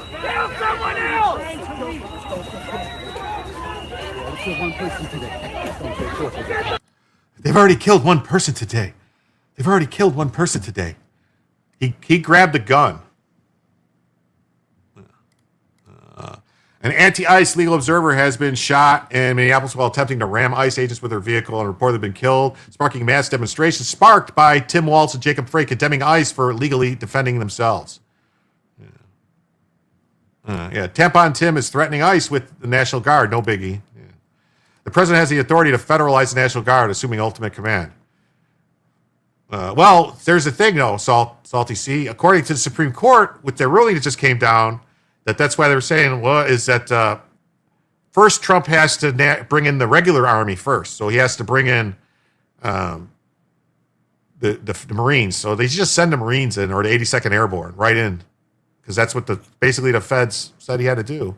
Tim has lost his mind. Jim, can you believe that fuck was on acting CSM, Navy equals senior master chief, I believe. Command sergeant major. I don't think he was ever a command sergeant major. I think he was never. I don't think that was. I think that was one of his lies he got caught in. He liked that Cheeto dust. He prefers it because it's spicy. He likes the flaming hot Cheetos. Minnesota changed the term fraud to overbilling. Yeah. Title 10, Minnesota Guard tell Timmy to go suck it. Well, that's what I'm saying is that, and he was not arrested. No. I'll go look. Insurrection Act is waiting in the wings. Well, that's what's going to have to happen, I think. They're going to have to invoke the Insurrection Act. Geez, the press will have a field day if Trump sends in the Marines. Well, the Supreme Court basically said acting command sergeant major.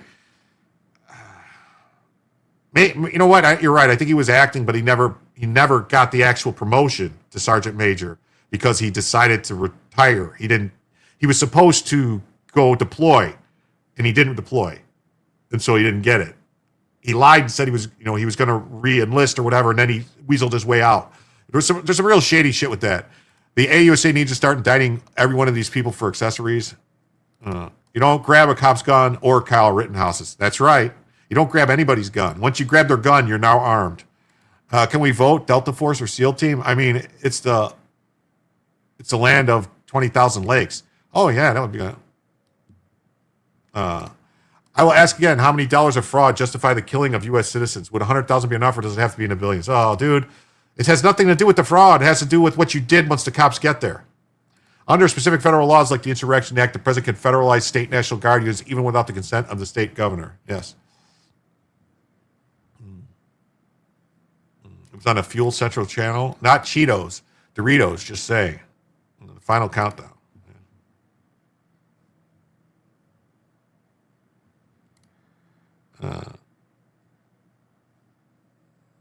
There's a difference between sergeant major and chief sergeant major, command sergeant major. Tim Walz had some kind of thing, like there was something with it though. I don't remember exactly, but there was a bunch of like when he was the whole vice president thing was going on. It came out that like he was supposed to get a promotion to a E8, I think it was, or E7, E8 maybe, and then.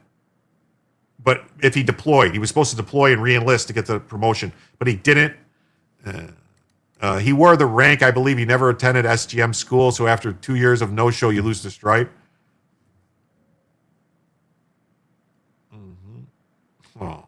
Hey, Hank, what's up? How you doing tonight? He was in the Air Force, not the Army. Was he? I thought he was in the Army, National Guard. I can see why the TV show Fargo was filmed in Minnesota.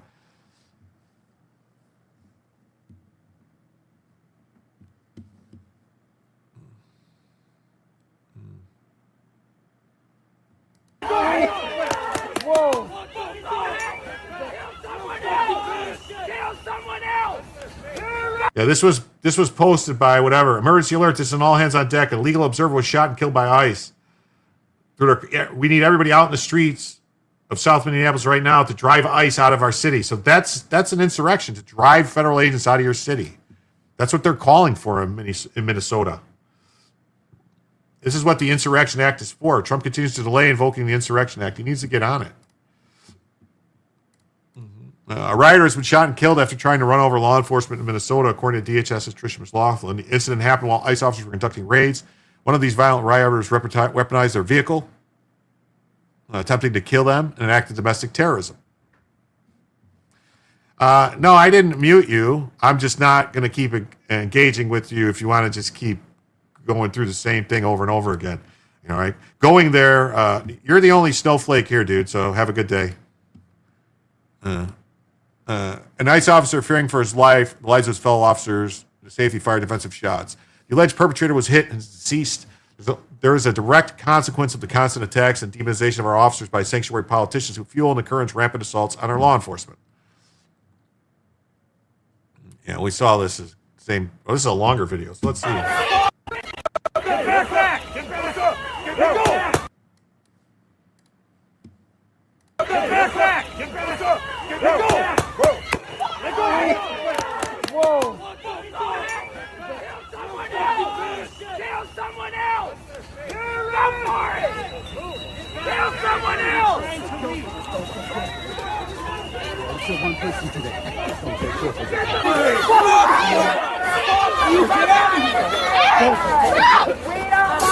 Get out of the way! Get out! Chris, get out the way! Get out the way of the truck! Move! Move! Move! Fuck you, people! Fuck you! Nazis! Nazis! Nazis! Nazis!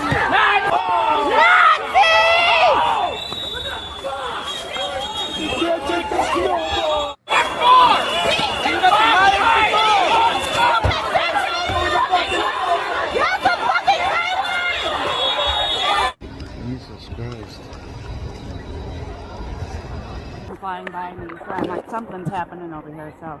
And what did you I'm see just exactly shaking. yourself? I didn't witness, but I talked to several people that witnessed it, and they heard the gunshot. And the one guy said that they reached for her door handle, and then she took off, and then he shot her through the windshield and shot her in the face. So they're taking her on the corner there by ambulance. Yeah. How to stay alive in Minnesota. Don't FA. You won't FO. That's the bottom line, you know. Yeah, get the water cannons out. That would work good. They're calling us Nazis. We better stop. Lol. Yeah. Sorry. You know. You know what? You can tell they aren't Nazis because they aren't shooting them. Yeah. Minnesota is going to be a PvP server again. Hey, what's up, Pinochet? How you doing, buddy? Great to see you here. I could never be an ICE agent. Much respect. Yeah, I don't. I would lose my temper.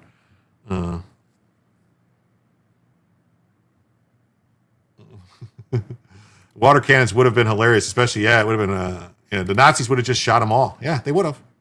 You know.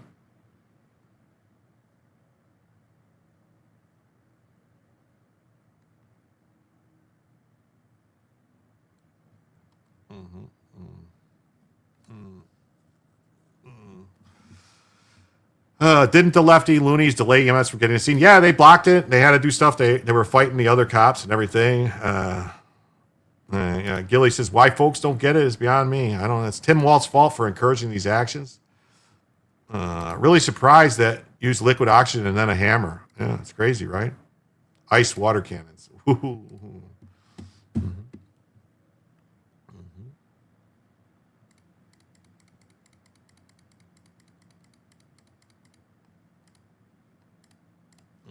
Leftists are already burning flags in the streets of Minneapolis after the mayor continues to lie about what actually happened. Again, Mayor Frey is trying to spark a riot. This is the same mayor who launched the George Floyd Summer of Love. Arrest the mayor. I'm sure there's newer videos. Which Bob, I want to jump in here. I want to ask you where you're at right now, and we're seeing the images on the screen. There's that flag you were talking about being burned here. What kind of things are they shouting? The crowd that's out there. I know they're obviously not happy. ICE is there. They've been talking about that. What are they saying? You know, what's the energy like where you are right now? So that's one reason why I'm not getting too close, so I can hear all of you, because it is loud out here. It's profanities, a lot of profanities against ICE. Bob, I want to jump in here. I want to ask you. Crazy. Oh. Why didn't they use the water cannons? I don't know, because they used to use fire hoses in the 60s, and people, said, "Oh, you shouldn't do that." Claudia says this is going to be fun. Chinese flag, yeah. Why don't they? Yeah, I know they don't use them. They should. Trump should Maduro the mayor.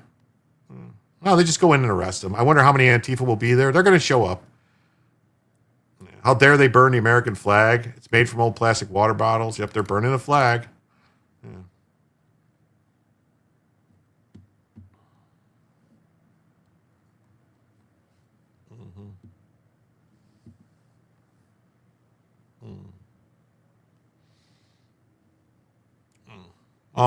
This guy says, now I believe it's important for both sides to engage each other in a respectful way for us to heal our nation's wounds. I hope you open yourself up more in the future. I'm very respectful to both sides. This is just a thing where we watch the video and see what happens. And somehow you're saying I'm inciting hateful rhetoric by showing the video of what actually happened and describing what happened in the video. Like, I don't get it. I saw a bright color neon dye. Let's see how show up for work. Has fluorescent pink. Yeah, that's funny. That would be funny. If you don't like America, you can always move to another country. That's what the saying was back in the 60s was America, love it or leave it.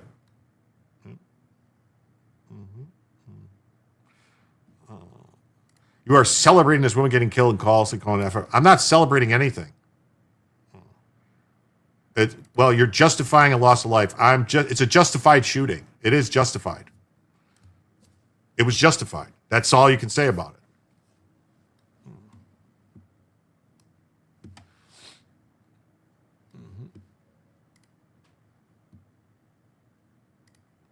And then here we go. The Minneapolis police has now pulled out as hundreds of protesters began pushing police officers. Antifa is going to be allowed to take over the city again. The National Guard may need to be deployed very soon, as the demon rats will let this place burn. Joe says, I'm not respectful. Go fly away. Yes. Tangerine, orange, cherry, all fluorescent. It takes a week to come off your skin. Neon green, chartreuse. They probably want to take all the attention away from the congressional committee hearing on the fraud in Minnesota.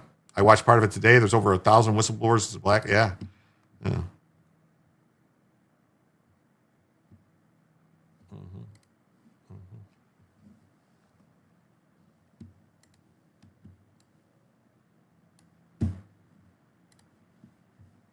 And there'll be more videos. We're in a world with lots of videos, which is a good thing for getting to the truth. Let's look at this live shot that we're seeing right now. We just saw some black vehicle vans moving their way through, and now you see snowballs flying in this group of individuals that are moving. You've got law enforcement in the front of this group that looks they like left the crime scene. So Wow, they just let them take over the crime scene. Is the way it looks. Backwards by protesters who are throwing snowballs at them right now. Let's bring in Victor Avila. Let's stay on this live shot as we bring in Victor, retired ICE special agent, now assistant director for the Office of National Drug Control Policy in the administration. Victor, thank you for being here. I don't know, can you see what we're seeing live on screen right now? Are you able to or not? Yes, I can see it, Martha. And there'll be more videos. We're in a world with lots. Wow.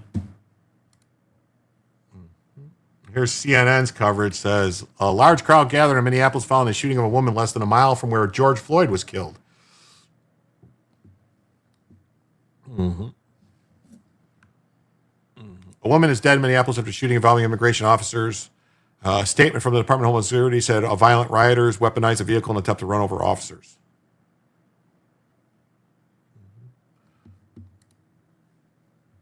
On 48-hour shifts, calls don't really care if you're eating, if you're trying to sleep, or if you're working out.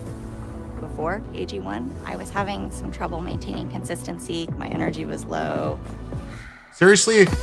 And now the biggest change I've noticed is having maintained energy levels. I feel good from morning till night. I've been in the fire service for over 20 years, and without the resiliency and having a well-established routine, I don't think I would have. How are they bypassing my ad blocker?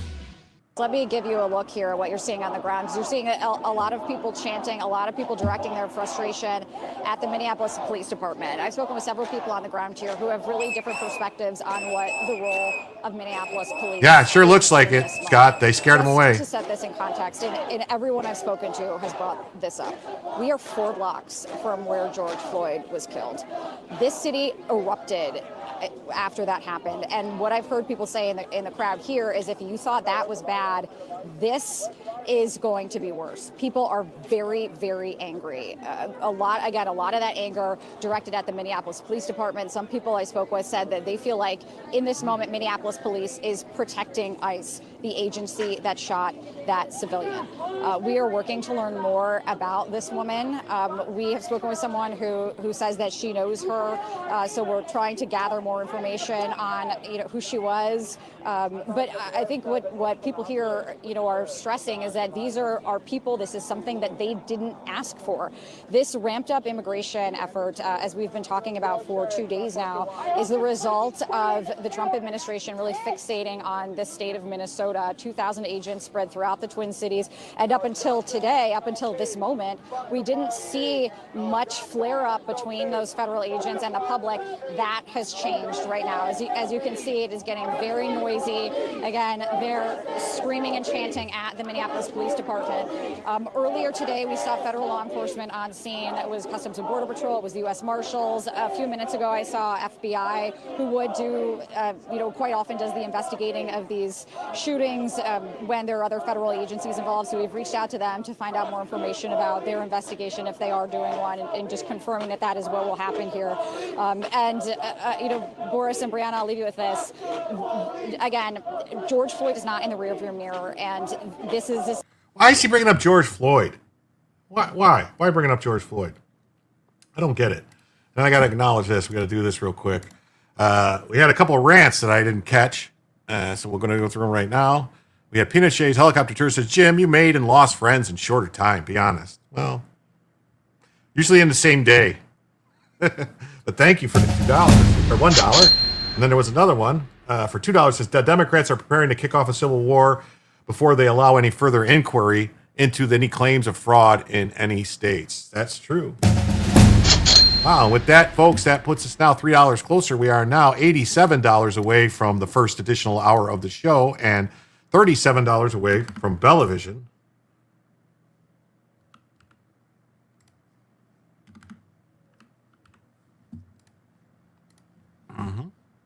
All right.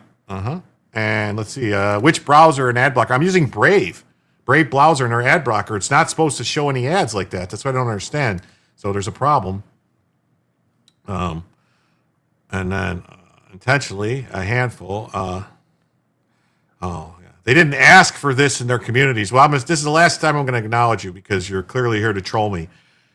It's not up to them to ask. Federal law gets enforced whether you ask for it or not. That's how it works. And then Julio Scissors comes in with 5. Jim tells you gifted membership. And with that, folks, that automatically activates Bellavision for the evening. Wow, let's see who got those memberships. Let's see. It says Charvon Hefner received a gifted membership from Julio Scissors. Lisa Dede, Gilly Claude Lewis, Terry Four, Future Conflicts. Scott received a gifted membership. That's 1, 2, 3, 4, 5. That's 5. So thank you. With that, thank you so much, Julio, for the 5 gifted memberships. With that, now we move to this, which is $57 away from the first additional hour of the show. That's how that works now.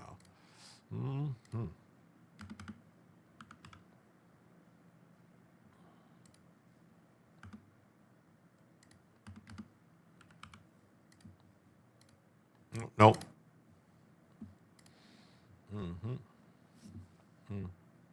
Yes, woke white women are an existential threat to humanity. Yes, they are. Yes, they are. It's Bella time. It is. Let me get her. Let me get her fixed here, and there we go.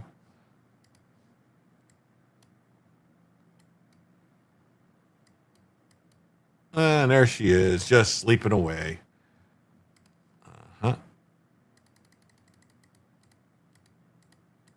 Better. All right. Now I feel better. I feel much better now. Commie News Network. Yes, it is. Well, thank you, Julio. It's greatly appreciated. 5 years ago, lady, for fuck. Yeah, that's right. Why are they still talking about it? The woke white liberal women are cray-cray. They're treating this like Jacob Blake, ignoring criminal behavior to cause reaction. Yeah, they are. Remember that old Jacob Blake thing with the knife and all this other stuff? And they're like, oh my God. I think it'll come to a head before the midterms, but it might be sooner. We can celebrate the 4th of July. He remembers looking at Jim in 91. There you go. The Dems aren't just that desperate, are they? They're pretty desperate.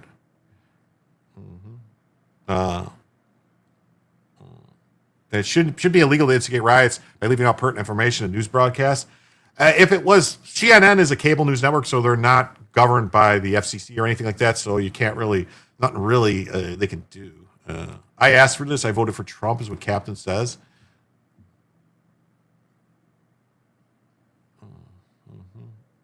That's right. Jim is where I get all my news and analysis.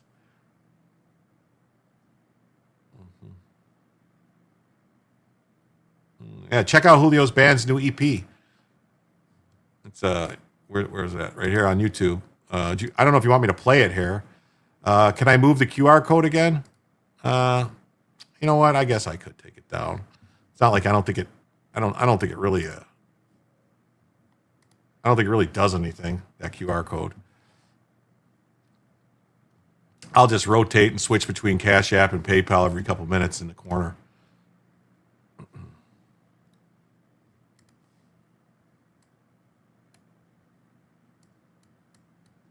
Is that better? Now you can see her pretty face.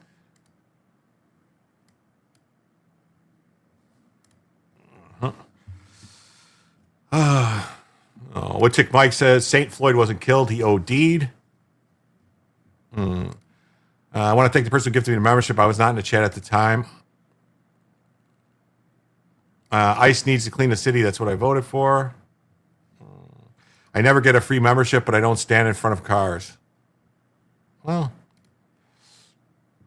Oh, OTR Smokehouse says, y'all have a great night. Have an early start tomorrow. Well, thanks for being here. Please remember to hit the like button on your way out. I love not seeing Bella through a big square. Well, thank you. There's plenty of room in daycare centers. Yeah.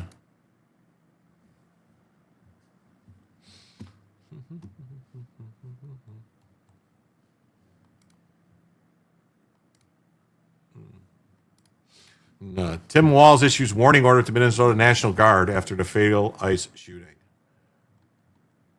We're not going to listen to this again. Why do they keep playing the same video? Minnesota Governor Tim the Retard Walz,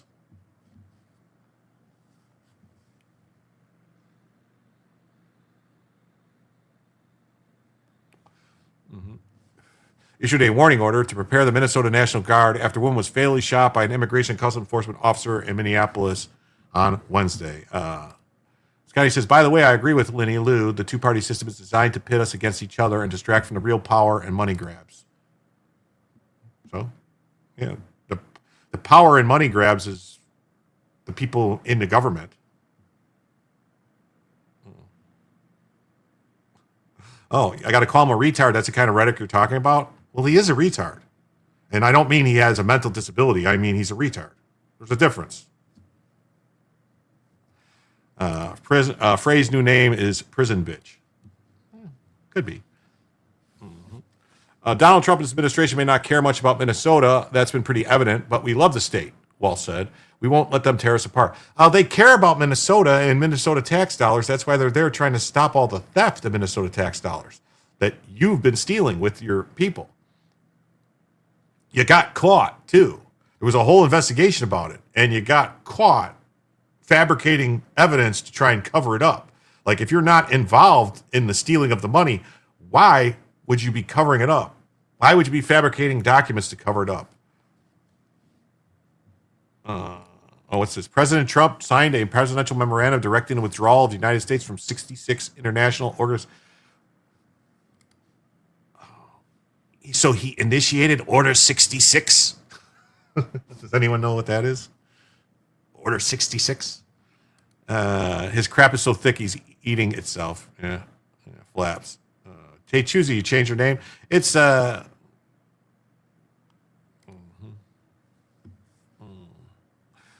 Minnesota National Guard Joint Staff Director Simon Schaefer said the state guard consists of 13,000 soldiers and airmen, that the guard is always prepared to respond and support state agencies and the citizens of Minnesota. That's right, the Clone Wars. There you go. Trump has been the only one with the courage to go against the globalists, and the entrenched systems are going crazy.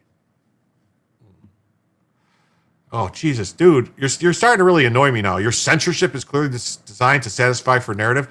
I have over 100 people commenting and saying things. I can't show every chat of every person. Will you cover the House hearings on the Minnesota fraud? Yes. That's later in the show.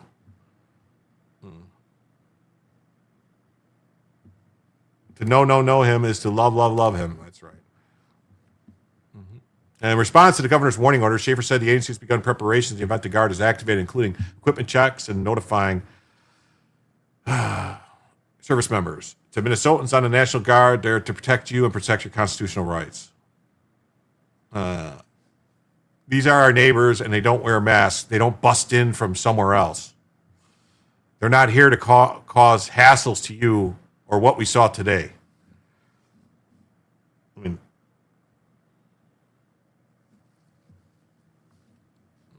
in addition to readying the state's National Guard, the governor said the state's Bureau of Criminal Apprehension is investigating the incident where masked agents were recorded approaching a vehicle in the middle of a Minneapolis street, and an agent fired shots into the car after accelerated. Walz also said he activated the State Emergency Operations Center and members of the State Patrol's mobile response team. From here on, I have a very simple message. We don't need any further help from the federal government. That's weird.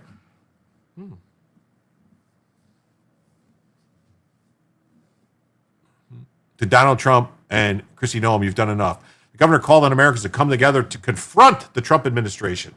So he's calling for a civil war. Yeah, Scott says, you can chat. You aren't censored. Jim has no obligation to acknowledge you. Well, I try to acknowledge everybody. I'm not going to have a debate with somebody that's going to derail the show. To Americans who are watching this, if you're in Portland or you're in LA or in Chicago, wherever you are, they're coming next. Stand with us. Stand with us against this. So he's trying to start a civil war. He wants to arrest. He's trying to get other people around the country to stand with them to fight the federal government. Yeah, he just cooked his own goose. He did. So, not good. Not good. This is being reported everywhere. CBS. Walz puts Minnesota National Guard on standby after ICE shoots a woman in Minneapolis. He gives order to prepare. Minnesota says it doesn't need any further help from the federal government, and they want them to leave, and blah, blah, blah, blah, blah, blah.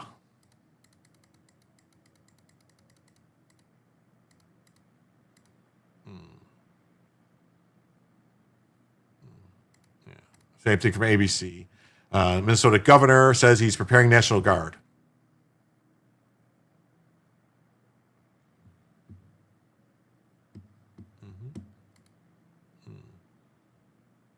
All right. Let me look at something real quick.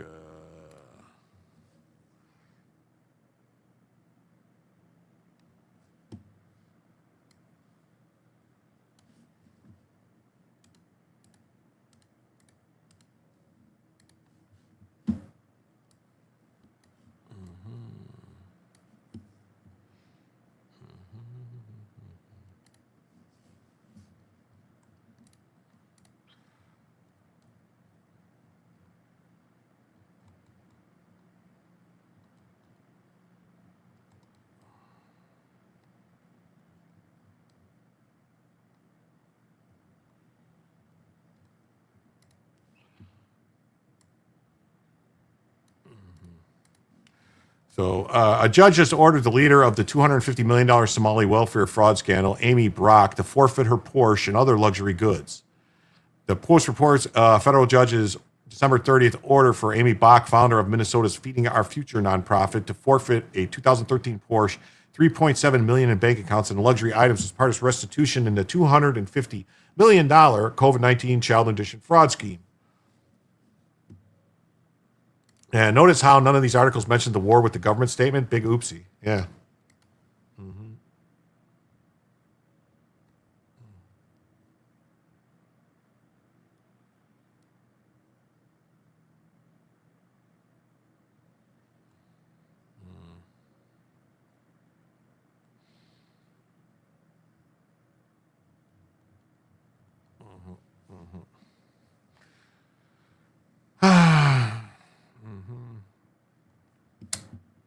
The scandal exposed in 2021 after FBI raid has led to over 50 convictions since 2023, including Bach's March 2025 conviction.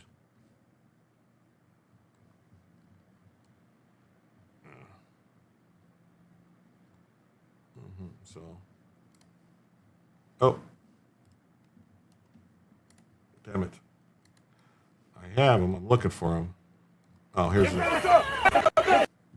This is that shooting. Someone edited it. Yep, that's me. You're probably wondering how I ended up in this situation. I forgot about that. I was supposed to play that before.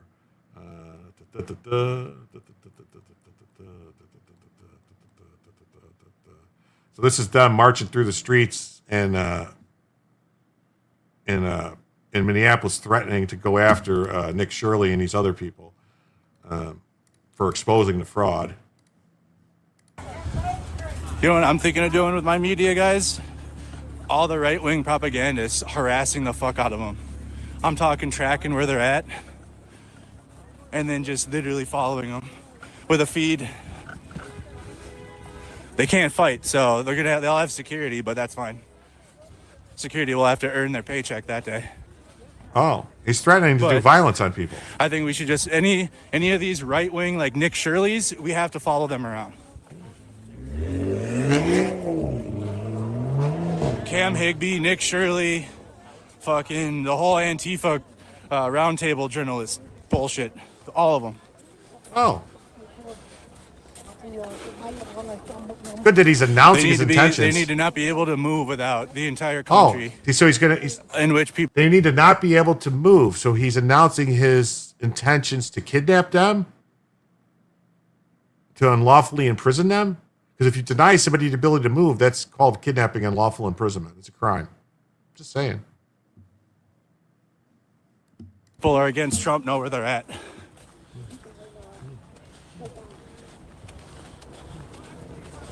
Agenda Free reported it. Mercado Media did. Oh. That's interesting. So the judge ordered that stuff.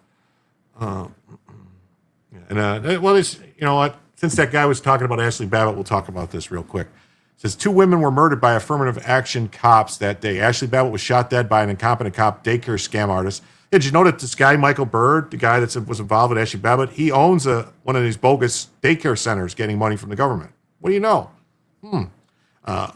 Roseanne Boyland was murdered by Layla Morris, who reportedly said she was looking for MAGA scalps that day.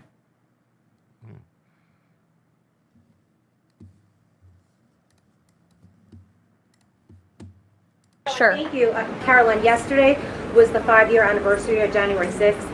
Democrats and mainstream media continue to push their big lie that it was an insurrection and that police officers died that day.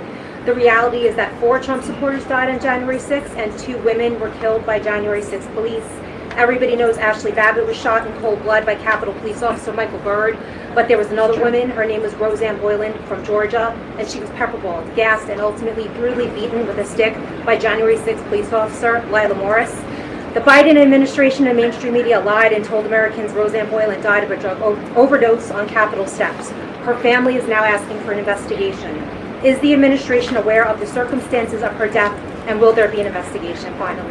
Well, for investigation, I will have to defer you to either the FBI or the Department of Justice, and I'm sorry to have to do that. But with respect to all of the facts that you just laid out, the White House relished the opportunity yesterday to actually create a new website to share the facts with the American public, but also all those in this room. We knew the media would be covering January 6th quite a bit because they think it's something that the American people are still believing their lies on. They think it's something that still helps their case against this president. Obviously not, or else he wouldn't have been reelected in an overwhelming fashion in November of last year. And so I would encourage everyone to take a look at that website. It's quite well done. Wow. And wow. Here's a reward for dealing with that Kool-Aid drinker for $50. Kofi 2A. Thank you so much. Wow. That is fantastic. And with that, folks, we are now just $7 away from an additional hour of the show. For just $7, we can add another hour of the show. That's awesome. Thank you so much. That's very generous. She's preggers. Yes, she is. She's pregnant. They said to think a very old demented man sits at home with his slippers on watching all this, Biden. That is very nice of you. You rock. That's right. Thank you, Kofi. Awesome. That's right. For just $7, we get $7 in the next till the show, until I decide to end the show, because we got 5 minutes left or so on the goal. But I'm going to go a little long anyway tonight, even if we don't hit it, because I got a couple other stories I want to get through. So, I didn't want it to be a single show type of show, but these were like different aspects of the same show. So, but thank you so much. That was super generous, super appreciated. There's one other thing. I'm looking for it. Hold on. There was a.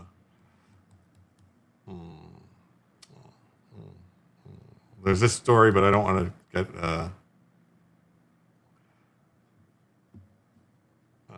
Oh yeah, here we go. This is from the hearings today, because this is the next story. Stop everything and watch this. Yes, $7. Stop everything and watch this. A Democrat makes a mistake of claiming Somalis are strengthening Minnesota.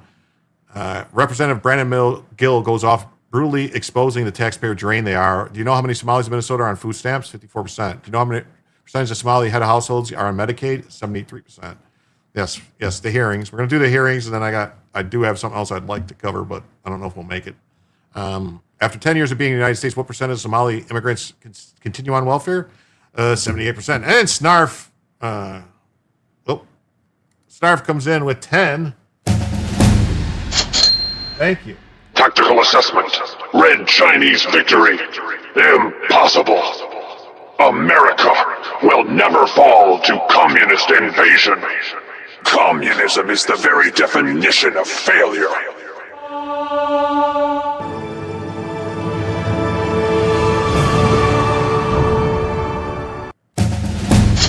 And with that, we got our first extra hour of the show with that 10. Thank you so much. So with that, now that means we are 97 away from a second additional hour of the show. Thank you so much. And then we got 5 from Margie. Says, here's my share. Thank you so much. And then Audra comes in with 2 and says, for the love of watching Jim against the Kool-Aid Kid. Thank you. And thanks for the extra hour. And so with that, that puts us to be now just $90 away from a second additional hour of the show. Thank you all so much. I gave you money. Thanks, Snarf. I got it right there. That was you. You gave me the money for the extra hour. I did that, Snarf. Yeah, you gave me money. That's awesome. Thank you. President Trump to ban institutional investors from buying single-family homes. Yeah, that's a story I was hoping to get into. We might get into that. Yeah, and also he's trying to ban. He's not only that, but he's also trying to ban defense contractors from being able to do stock buybacks. He doesn't want them to be able to do stock buybacks or even pay dividends with the money that they're making off of us. So, yeah, Charvon, what's up? You got a gifted membership tonight from Julio Scissors, Charvon. After 10 beers, you're buying. So let's watch this real quick. We got this nice little video. There's several of these videos of this probe, and then we're going to get into the probe, and then we're going to get into some other stuff. Mr. Balu, again, thank you for being here. Let me ask you, does Large-scale Somali immigration make Minnesota stronger or weaker? Certainly stronger. Certainly stronger. Do you know what percentage of Somali-headed households in Minnesota are on food stamps? No. 54%. Do you know what that number is for native Minnesota-headed households? Well, to be clear, a majority of the... It's 7%. There's a big difference between 54% and 7%, is there not? Excuse me, sir, could I answer the question? Let me move on. We've got a lot of questions here. What percentage of Somali-headed households in Minnesota are on Medicaid? I don't know. It's 73%. Do you know what that number is for Minnesota native households? Again, you're using the phrase Minnesota native households, but the majority... The number is 18%. That's quite an astounding difference. I think we would agree. Can I answer the question, please? Let me ask you one more, and then we can go on to that. What percentage of Somali-headed households are on welfare in general? I don't know. It's 81%. What about, let me just ask you, after 10 years of being in the United States, what percentage of Somali immigrant households continue to be on welfare? I don't know. The number is 78%. So even after 10 years, 78% of Somali immigrant households continue to be on welfare. Do you know what that number is for native Minnesota-headed households? Again, you're using non-Somali immigrant-headed households. If I can just answer the question, when you're using the phrase native Minnesotans, the majority of Somali Minnesotans are as Minnesotan as any of us. They were born in the United States. It's only 8,000 of the 108,000 Somalis. And nevertheless, the welfare usage is astoundingly different. Let me ask you. You hear what he just said? He just said that only 8,000 of Somalis weren't born here. 100,000 were. So that means that 8,000 Somalis had 100,000 kids. That's insanity. That's insane. And he's full of shit too, by the way. Yeah. So 8,000 made 100,000. Yeah. Yeah, 8,000 bred 92,000. Yeah, it's nuts. Woo-hoo, cuckoo, cuckoo. Yeah, he's a liar. First of all, major liar. Major liar. And does that make Minnesota stronger or weaker? Again, I'd like the opportunity to answer the question here. So, again, the majority of Somali Minnesotans are born in the United States, as I understand it. Okay, well, what percentage of working-age Somalians who have been in the U.S. for 10 years or more, how many of them speak English very well? I don't know. About half. The answer is about half. That seems pretty low, doesn't it? Again. When you have 4 wives, you can have, I guess you can have them. Gundam Ziggs here. He says, one suck for being late tonight is not knowing how many smart-ass comments or additional trivia I could have thrown out. Well, you totally missed. That's like 25 kids per woman. Yeah. Well, you could have, if you were here earlier, you could have saw all the one of the, I don't know. I'm thinking maybe streaming the Twitch is a bad idea because it seems like 50% of the people on Twitch are raging leftist weirdos who just want to fight and argue and derail the stream just to because I want to try to respond to comments and speak rationally, and then they're just going to keep going with the same thing over and over and over again to try to throw me off. So that's what we were dealing with tonight. I think there's a couple more clips of this stuff I think I had. Yeah, here we go. Nancy Mace infuriates Democrat witnesses in Minnesota fraud hearing. He can't believe someone would want Somalis deported. Should Somalis who commit fraud be denaturalized and deported? That's an inappropriate question. So if you commit fraud in this country and you are here from Somalia, you don't believe you should be denaturalized and deported? How much fraud would it take for you to want to denaturalize and deport someone who committed fraud in the country? How much? Again, $1 billion, $9 billion, $19 billion? What would it take for you? Most Somali Minnesotans are citizens. The ones that committed the fraud, the question was if you understand English, the question was if you understood English, should those who committed fraud should be denaturalized and deported? The Somalis who are here are the ones that can't speak English. Under U.S. law, my next question is, this is yes or no. If you marry your brother and you commit immigration fraud, should you be denaturalized and deported? Again, that question seems inappropriate. There is no inappropriate question. There's only inappropriate answers. Well, you can't answer my question, so that's probably more inappropriate. Can you name one significant contribution to Minnesota from a Somali immigrant who can't speak English? Absolutely, yes, again, but you didn't name one. Twitch is an Amazon mistake, of course. The anti-Twitch Kick is just your bot buddies promising big money. Yeah, I'm on Kick too, but and I think you're kind of right because I've only seen a couple people comment on Kick, and I've never really it says I've got 2 viewers. No one ever's in the chat.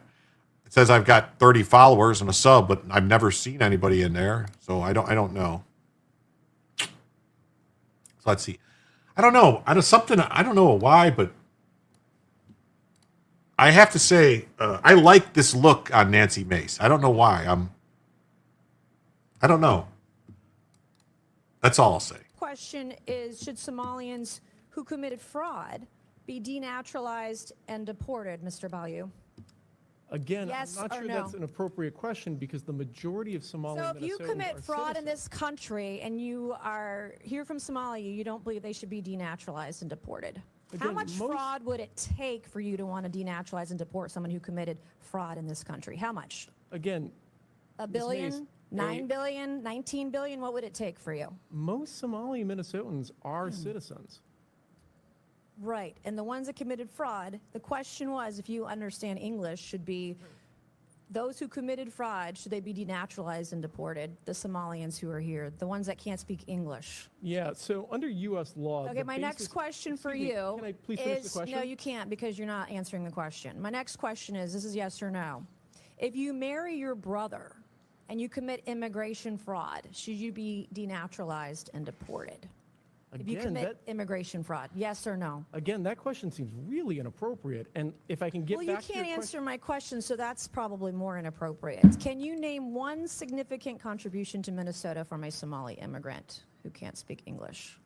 Absolutely, yes. But again, this is. You didn't name one. All right, so my next questions are going to be for the Honorable Ms. Robbins. Good afternoon. Thank you all for being here today. I don't know if that was the last one I had from this. Nancy Mace says beta male. Oh my God. After that, she checked Rep. Presley. Okay, let's see. Oh, let's see. Oh, here, Congresswoman Presley.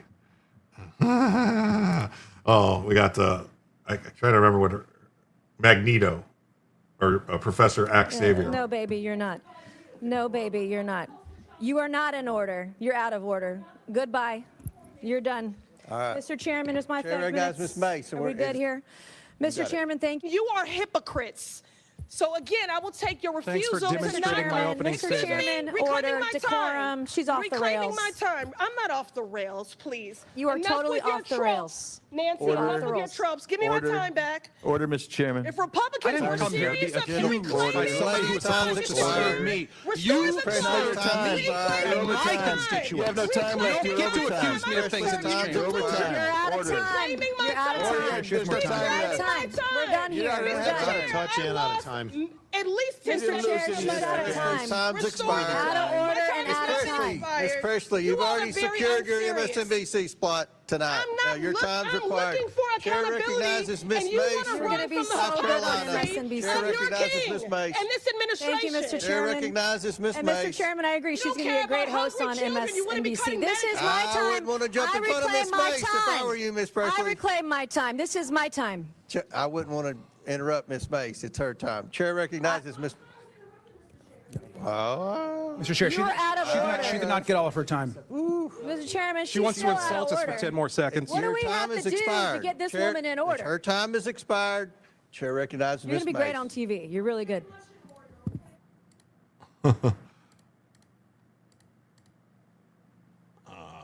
Crap. Sorry. Pinochet says, my turn. Racist. Yeah. That skinhead is angry. Presley is an argument for women needing to up their swallowing. Oh, God. This looks so bad. All for a 2-minute hit on TV later. Yeah. Andrew Rowland, what's up? All Dems are traded. And I don't know if you guys know, but Andrew is a comic book artist. He does an excellent job. He's got a book called King of Justice. It's very good. It's a very, I'd say faith. It's faith based. It's about kind of has biblical and godlike leanings. It's called from XP Comics, and it's called The King of Justice. You might want to check it out. It's very cheap. I think it's only like $7 or something like that delivered. Very cheap. Maybe check it out. It's very good. It's in the style of like a, I don't know what you want to call it, like One Punch Man type of thing, or if you know what that is. Yeah, my time sounds very juvenile. It's a fantasy superhero comic. Yes. Uncle Jim, we need to get rid of Robert's Rules of Order and come up with something better for Congress and the Senate. Yeah, they need to go back to the cane rules where they used to take a cane out and just whack each other when they got out of hand. They used to do that on the floor. No offense, but some people I say gender shouldn't be in Congress. Yes. Let's see. I don't know if this was the last clip, if there was one more.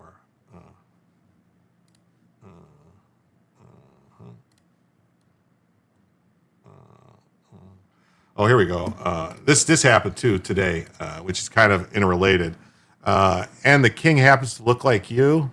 No, it doesn't look like anything. So, Ohio Somali daycare worker just went berserk on a citizen journalist who washed inside and asked where to sign up. The door slams. Get out, get back, shoves them. He just pushed me. I'm calling the police. This isn't how normal businesses act. This is very odd that someone, like you would treat someone coming into your business like this.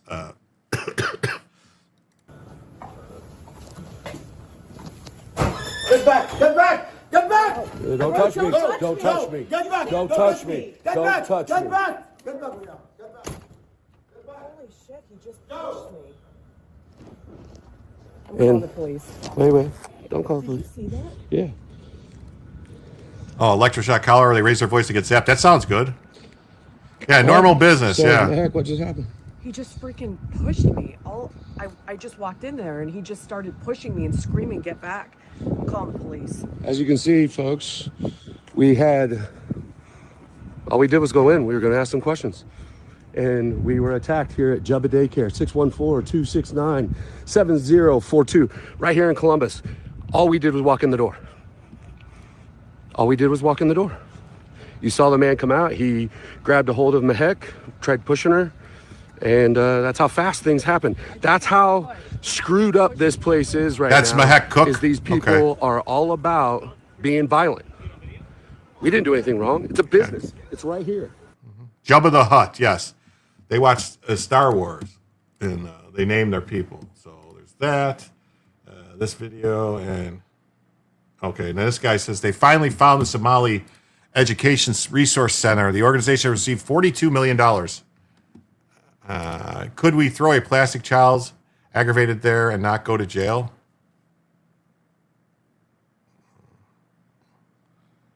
Look for the cams. There's nothing here. There's nothing inside. Where's the money? That's all we wanted to know. The nicest part of this location was the security system on the door. 4 dead addresses, and this is what we found. So this is now there's a ton of, that's the thing, is this is going to keep spiraling for them because there's a ton of people now looking at it and filming it and showing all this stuff has been happening. Any type of investigation by any public official, if they just scratched the surface, this shit would have all come tumbling down before. They either knew about it and were protecting it, which we believe because they're covering it up, or they just don't care because they're getting paid. All right, guys, so we are here. We found it, finally, all day long, the Somali Education Resource Center, Suite 301 here at 299 East Granville Road in Dublin, Ohio. Now, the deal is that $14 million into this center here. This is a single office. And by the way, there's nothing inside it. We've already looked. It is very, very, very much dark, and it looks like there's maybe a couch inside. So not anything here. Very nice security system, which I found very strange. So I assume that they probably have now taken our video and everything of us standing out here. But there is nothing here. And again, where's the money? That's the real question. Where is the money? Because the organization is supposedly $42 million over the past few years in taxpayer funding, and we have no access and we have no idea where it is. So we're just trying to ask some questions here, and we have yet to find anything at all. So we're going to keep looking, guys, but this is what we found so far. Yes. Yeah, wait till people find out about the fraud finder's fee. That's right. The federal government has a law that they passed years ago that says you get a percentage of any fraud you find and expose to the government. So you report Medicaid fraud, Medicare fraud, anything like that, you get, it's either 25% or 50% or some number. I could look it up and tell you, but I don't know the exact number. But you get a chunk of it, of the money, for reporting it. If they discover, yeah, that was fraud, you told us, you get paid. It's going to be a lot more people. That'll be like lucrative business. Track down the fraud. How else could Walsh generate so many donations when he was running with Kamala? This has been not only just them. This has been going on. This is where the money comes from for Act Blue. This is where the money comes from, Act Blue. Hey, Spuds, what's up, Spuds? Great to see you.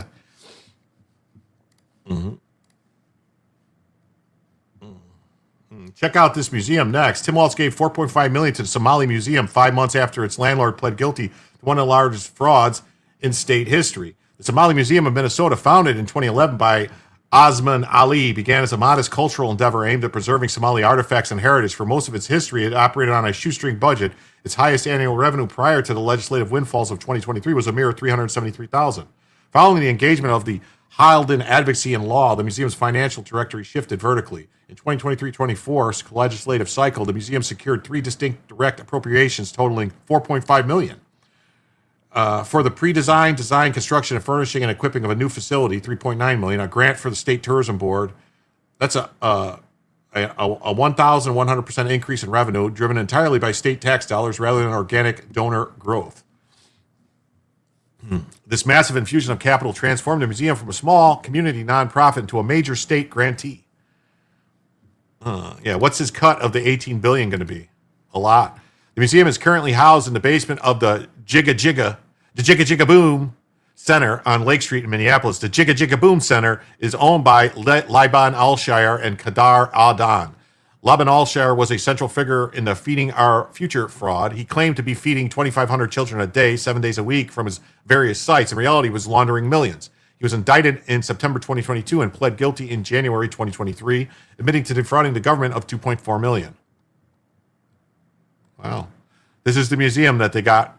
This is the museum that got $5 million. Just think of all the reparations that could have been paid with that money. I think they all got the reparations now, didn't they?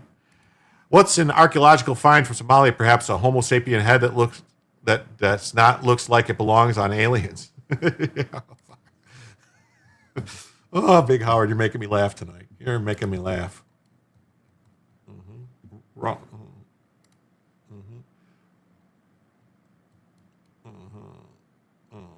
Yeah, look at this. They're not even trying hard at this point. Nick Shirley exposes there are 1,200 medical transport companies in Minnesota. For a year, photos with timestamps were taken of these vans that are supposed to be used by these companies. None moved in a year. They sit parked, but are getting paid to transport patients. I've been to many of these transportation companies, and I've been timestamping my photographs for a whole year at one facility in Minneapolis, and those vans in the parking lots have not moved 1 inch in an entire year. They're still all sitting there. 18 U.S.C. Code 666, theft or bribery concerning programs receiving federal funds shall be fined under this title, imprisoned not more than 10 years or both. That's what I'm saying.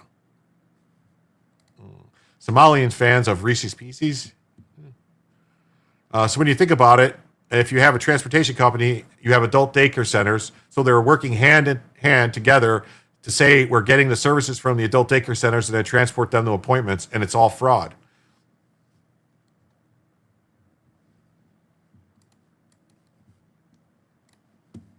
And so what's the need, for example, for 1,200 transportation companies inside of Minnesota? What's the need for that many transportation? Well, there isn't. There isn't. You're talking about getting a right. You already have services that are provided. You have Metro Mobility that offers free rides to seniors and low-income people. And so to have that many non-emergency medical transportation companies, it's not possible that they can transport that many people. I have been to many of these transportation companies, and I've been time-stamping my photographs for a whole year at one facility in Minneapolis, and those vans in that parking lot have not moved 1 inch in an entire year. They're all still sitting there. And so when you think about it, you have, with the transportation companies, you have the adult care centers.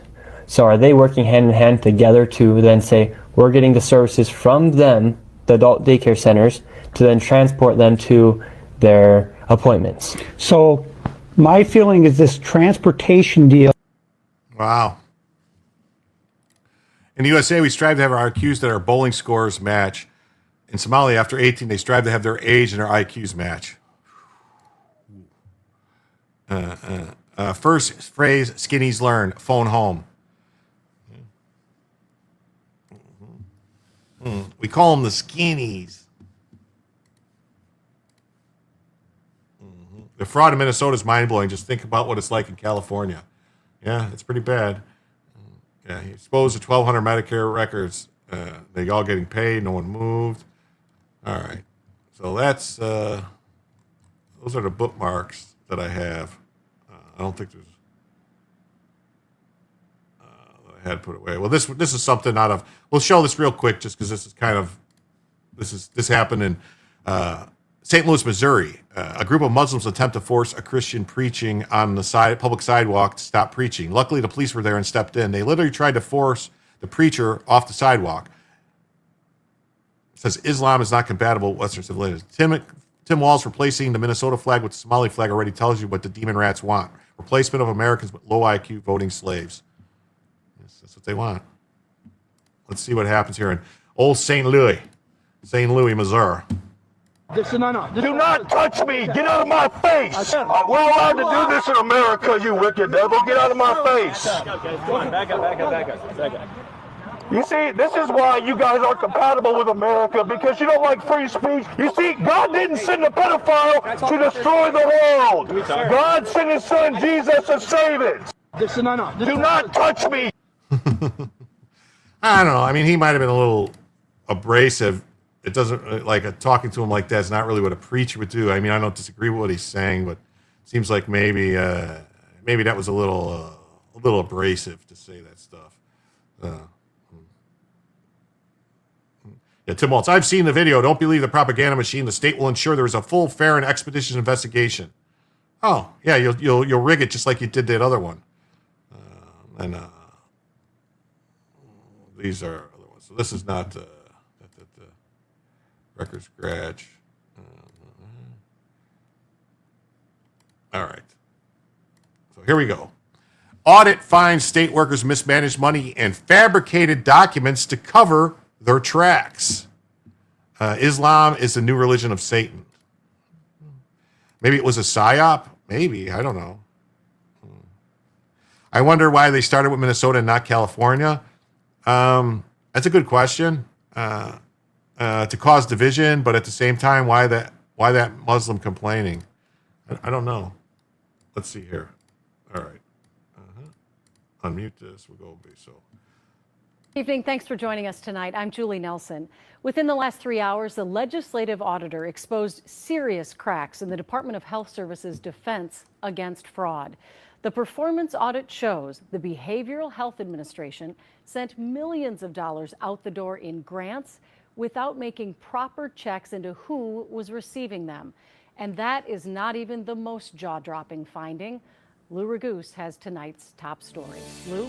Julie, according to the nonpartisan legislative auditor, this is another case of mismanagement of taxpayer money. But perhaps the most explosive revelation is that managers within DHS, the Department of Human Services, tried to cover their tracks by backdating and creating new documents.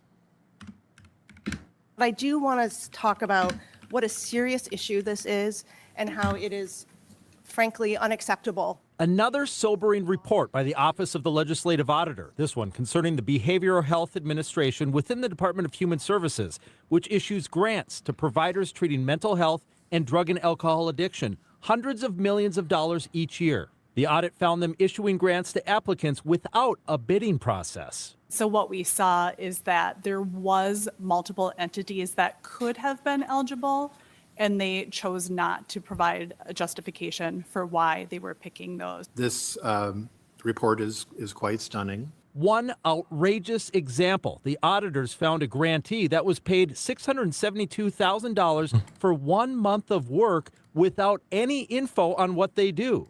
And the audit says the grant manager who paid it then left DHS a couple days later and became a paid consultant for that company. To me, that's criminal. Oh, that is criminal. Randall says she was most shocked that during the audit, multiple DHS managers backdated or created new documents to try to cover their tracks. Frankly, in the 27 plus years I've been with OLA, I have never seen this before. I will say we have had suspicions periodically, but we have never been able to prove it, to document it.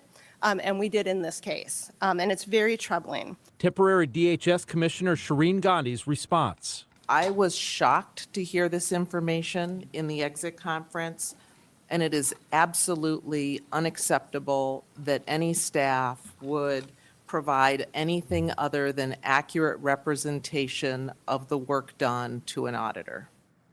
Now, there were a lot of questions from lawmakers about whether this audit should result in criminal investigation. Yes. So we'll see what comes from that.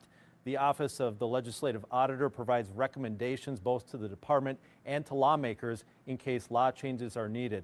Just one more time of what the auditor said regarding this fabric. Here's the thing, just so everyone's clear on this. If $1 of federal money went to any of these agencies, the feds investigate, not the state with this bullshit. And all this stuff comes into the feds' purview.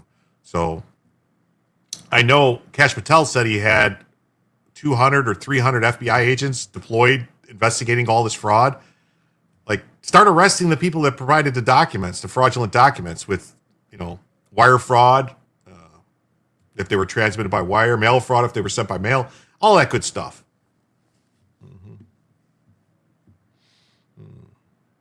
Same shit, different day, apparently. Yes, it is. Everybody loves shuffleboard. It's all inclusive. Yes. In part, less on anybody's radar. Minnesota's not expected, but has fraud-friendly environment. I think they know that this has been happening everywhere, that Democrats are in control. Let's be honest. And probably in some places where Republicans are in control, too. I'm not going to simply blame it on the Democrats. Like, I'm perfectly fine if they find out that, like, Kentucky or, some other red state, Tennessee, Florida, I don't care what color jersey you wear. If you're stealing tax dollars, you need to go to jail. That's the bottom line.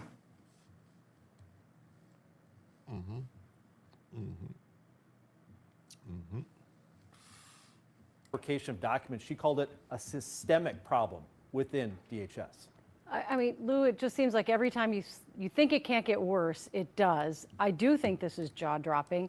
You mentioned that they were talking about criminal investigations. I think I speak for a lot of people watching right now who really want there to be some kind of accountability. Did you get any sense from that meeting today or in talking to any of your sources that there actually will be accountability? Well, no, that's something that's going to require some follow-up, because one problem the auditors had is they didn't have subpoenas to issue to people that no longer work for the BHA within the DHS, and so they couldn't bring those people in and question them. And so it would take an outside agency such as law enforcement to look into it. Just unbelievable. All right. Thank you, Lou. Oh, what's this? Spud says, I sent you a dono, Jim. All right, let me pull it up. Spuds. Okay, here we go. Spud says, I still like my idea of rounding up all these people, put them in a ginormous Chinese container ship, revoke any citizenship they have, but have shuffleboard on the Lido deck. Oh, okay. Now I get your everybody loves shuffleboard. It's inclusive. Now I get it. Thank you for the $1. And with that, that means we are $89 away from a second additional hour of the show. Just $89 away from adding another glorious second hour to the show. Thank you for the dono. DeSantis doesn't put up with this crap. I don't think anybody reframe Bullo, please. Okay. All right.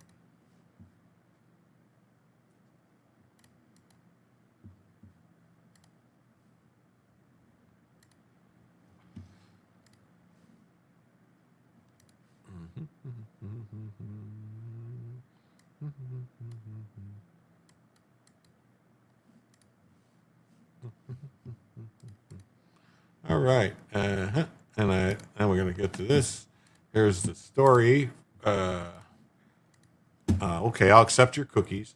Audit finds Minnesota DHS produced false documents in behavioral grant program. At least his point, internal state audits should not be allowed.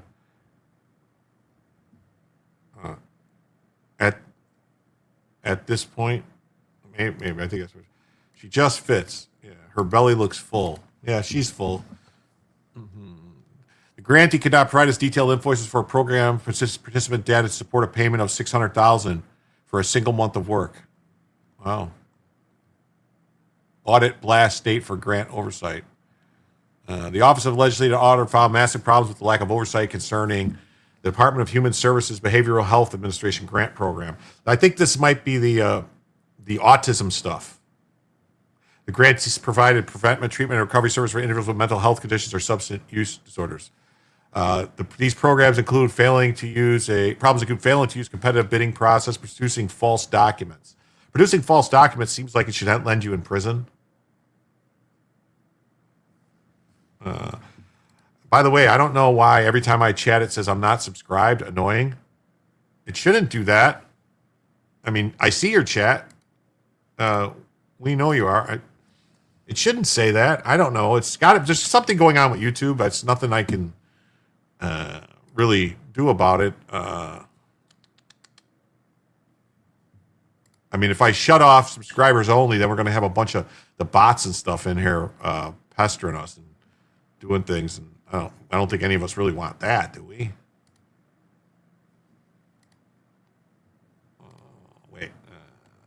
No, live. Has everyone been liking the shorts that I've been putting out every day? Have you been checking them out? All channels are doing that lately. Minnesota government isn't broken, it's fixed. Yeah. I was able to click away from that message before. He says, yeah, I know, I just have to wait it out.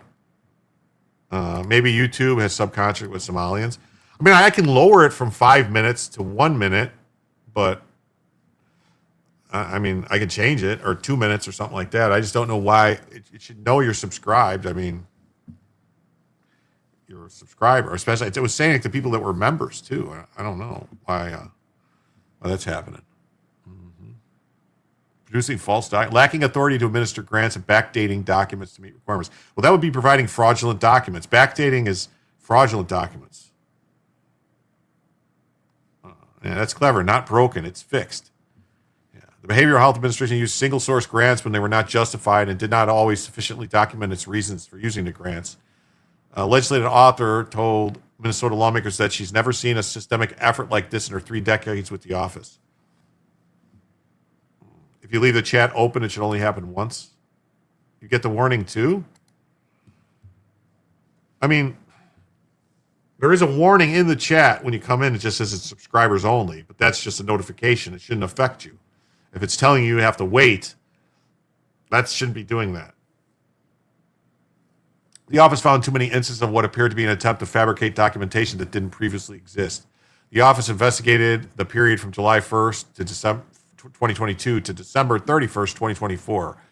They awarded $425 million in grants to 830 organizations, 590 of which are non-government NGOs. The investigating included 71 audited grants given to 56 requests. So they only audited, 71 grants out of the 830 that they granted. So they audited 71 grants given to 56 people, and they found issues with 63 of the grants. So maybe they should audit all the grants. Cesium Cat says, it shows but doesn't stop me from chatting. Okay.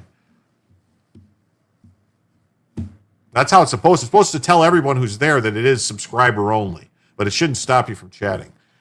For example, one grantee and subcontractors raised serious concerns about a grant agreement of $1.6 million. The grantee cannot provide us detailed invoices or program participant data to support a payment of $672,000 for a single month of work. Yes. Yeah, if you hit the like button, that might help. I heard that. The total grant agreement was $1.6 million. The grantee subcontracted with 14 subcontractors. We visited 2 of the subcontractors, and neither could provide sufficient documentation regarding who they served with the money they received. One of the subcontractors said the grantee told them they did not need to keep detailed participant records such as sign-up sheets. Without that documentation, we could not determine whether subcontractors provided the services for which they were paid. If they don't have proof of what they did with the money, then they stole the money. What? Oh, we don't have to say what we did with the money. We just get to use what we want. I mean, this is the same stuff that happened with all those people that were taking the donations during BLM that were getting arrested for using it on buying houses and spending it on themselves. Same stuff. The BHA grant manager who approved the payment left DHS a few days after approving it and later started to provide consulting services to the grantee. Oh, Gypsy says, maybe because I watch on a big screen and chat on my phone in and out a lot. Are you using 2 different accounts? Maybe, I don't know. No, that shouldn't matter either. We asked the management whether they questioned such a large reimbursement request for just 1 month of work, and BHA said that due to limited information in the grant management system and the grant manager no longer being available, they could not answer the question. Audits only mean something if it's an everyday schlub. Military flunks all its audits and heads never roll. The military flunks all its audits and heads never roll. Yeah. They also formed only a few required visits. BHA provided documentation showing it conducted 3 visits for 1 grantee, except, however, the grant manager created the documentation in February 2025, which was after we started our audit and after visits supposedly occurred in May 24, October 24, and January 25. The grant manager explained that they conducted monitoring visits 1 time, but did not document it. The grant manager cannot provide any notes, email communications, or calendar schedules to show that these monitoring visits occurred. So after all this started, and they started the audit, they went and created fake documents to say, oh, we went and checked, when they didn't. And Pat Hacker says, I can tell you from experience that that's not how Head Start programs are handled. Maybe in Minnesota they are. There is practically zero accountability in government. I ought to know. I'm now officially retired after 2 decades of federal procurement. I was in the nuke Navy. Yes. 1 grantee received $100,000. The OLA discovered that the grantee did not date the services or indicate who received them. Any description of the services were vague, mainly consulting fees. Those salaries only totaled $22,000. I'm gonna watch this video just because. There are new questions about whether the state is tracking your tax dollars after a stunning revelation at the Capitol today. Multiple employees at the Department of Human Services are tonight under investigation after a new audit from the legislative auditor found pervasive and continued issues in grant management. Investigative reporter Kirsten Swanson has spent months tracking oversight issues within DHS. She's live right now at the state Capitol. Kirsten. Kevin and Lindsay, the legislative auditor, told lawmakers today that they discovered multiple DHS employees backdated or created documentation during that audit. She described it as a systemic effort that undermines the audit process. Frankly, in the 27 plus years I've been with OLA, I have never seen this before. I will say we have had suspicions periodically, but we have never been able to prove it, to document it. And we did in this case. During a nearly 2.5-hour-long hearing today, lawmakers learned the legislative auditor found serious issues with how DHS manages and oversees a multi-million-dollar grant program. This taxpayer money is supposed to go toward prevention and treatment of mental health and substance use disorders, but the audit found multiple instances of inadequate internal controls. The agency overpaid at least 2 grantees and gave funding to some organizations before it signed grant agreements with them. Now, in one instance, auditors found an organization that received more than $650,000 for a single month of work, but couldn't provide documents to back up that work, raising questions about the potential for fraud. The majority of lawmakers today on both sides of the aisle appeared to be deeply troubled at that revelation that staff within the department backdated or created documents that didn't exist prior to the auditor's probe. In response, acting DHS Commissioner Shireen Gandhi said she was shocked to learn of that incident and that the agency is now tracing back how it happened. If somebody directed staff to falsify documents, it is absolutely wrong, not okay. It is it's an HR matter for sure. It may be more than that, as Auditor Randall discussed, and DHS is conducting a full and thorough investigation. Commissioner Gandhi didn't elaborate on that investigation during the hearing in front of lawmakers. It's also unclear at this point if anyone has been disciplined or fired as a result. We'll keep tracking this issue for sure. Live at the state capitol tonight, Kirsten Swanson, 5 Eyewitness News. Thank you, Kirsten. Wow. That's some crazy stuff, right? So that's that. And then this is the local Minnesota news out of Brainerd, Minnesota. Criminal. Criminal is the word you're looking for, you acting hack. Yeah. HR, also comptroller, maybe. Yeah. Potential. Yeah. It's just a rounding error. Yeah, well, it is. Weak oversight, fraud risk in the grants. I don't think it's fraud risk. I think it's definite fraud. Yes. Hope you are all doing well tonight. That's like the FBI investigating themselves. Yeah, it is. Legislative auditor said a program run within Human Services does not have appropriate oversight of the funds it's dispersing. Well, I guess that's how you don't have to worry about fraud and all this stuff if you just don't look for it and you just don't try to prevent it. But like I said, if any federal dollars, just one federal dollar is all that has to go into this organization, and the feds get to come in and investigate. So they found that behavioral health did not comply with certain requirements and did not have adequate internal control over grant funds. Division has more than 200 employees, and none of them seem to be doing anything. Hey, Mr. K's here. He says, hola, I finished my slave labor for the day. Did I miss anything good? Well, just some stuff happening in Somalia there. And Nanny Goat says that Rubio's new job will be overhauling government funding. I have a feeling, and it's just sneaky suspicion, that Elon Musk will be making an appearance back in government for another 150 days or whatever it is, as a special, because he gets to do that every year, a special government employee. He's going to bring the band back together for Doge and start looking into all this stuff. Saw the pictures from New Year's when he was hanging out with Trump. It's going to be a great year and all this stuff. And yes, Doge will return. Yes, it will. Yes, it will. So this is the audits and stuff, right? And then now to this next story. President Trump announces steps to ban large institutional investors from buying single-family homes. People live in homes, not corporations. For a very long time, buying and owning a home was considered the pinnacle of the American dream. It was reward for hard work. It was the reward for working hard and doing the right thing. But now, because of the record high inflation caused by Sleepy Joe Autopen Biden and the demon rats in Congress, the American dream is increasingly out of reach for far too many people, especially younger Americans. It's for that reason and for much more that I am immediately taking steps to ban large institutional investors from buying more single-family homes. I'll be calling on Congress to codify it. People live in homes, not corporations. Yes, I pray we get all this straightened out. I'm sick of my grandkids being ripped off. That's right. You Buy Now says Big Balls, the revenge.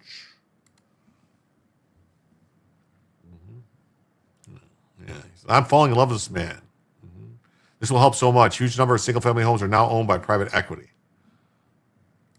They should make it to where only American citizens can buy American land and homes. I don't know if that would be strictly constitutional. I don't know. I don't think it would.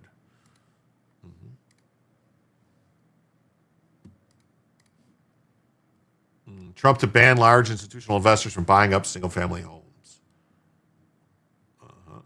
President Trump announced on Tuesday that he has taken immediate steps to ban large institutional investors from purchasing additional single-family homes, arguing that corporate ownership has pushed home ownership out of the reach for many Americans.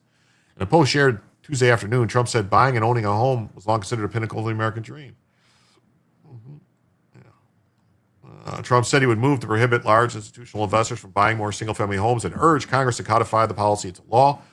People live in homes, not corporations. Large institutional investors now control a meaningful share of America's single-family housing stock, a trend that has accelerated over the past decade. Yes. Bye-bye BlackRock. BlackRock stock, from what I understand, we're going to get to it, it said it was having a rough go.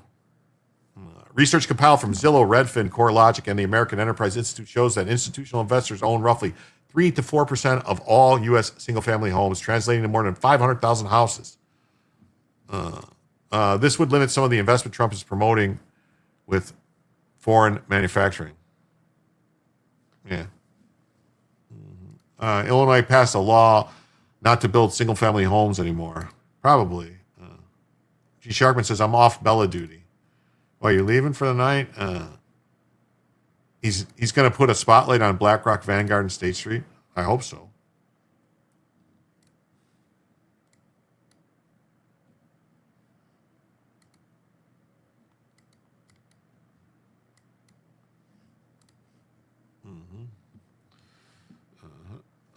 While that may appear modest at the national level, the concentration is far higher in certain metro areas, particularly in the fast-growing Sunbelt cities such as Atlanta, Phoenix, Tampa, and Charlotte. Investor activity surged following the 2008 financial crisis and spiked again during the pandemic-era housing boom. According to FHA and Redfin data, investors account for 25 to 30% of home purchases in some markets during peak periods in 2021 and 2022. So they're buying up a lot. BlackRock was down 10% today. Yeah. A significant portion of these purchases came from large corporate buyers, including private equity firms and real estate investment trusts, many of which are target lower price entry-level homes suitable for conversion into single-family rentals. Housing analysts note that institutional ownership is disproportionately focused on the rental market where growth has been strongest. CoreLogic estimates that the institutional single-family rental sector nearly tripled in size between 2012 and 2024. Studies from the Urban Institute and AEI have linked heavier investor activity to reduced housing supply for first-time buyers. Faster price appreciation and rising rents in markets with high corporate concentrations. It's just to say, Trump announced his plan to ban large investors from buying single-family homes. And here's Blackstone craters after Trump teases institutional ban on single-family homes. Shares in Blackstone cratered on Wednesday after President Trump announced that he would be immediately taking steps to ban large institutional investors from buying more single-family homes. He'll be calling on Congress to codify it.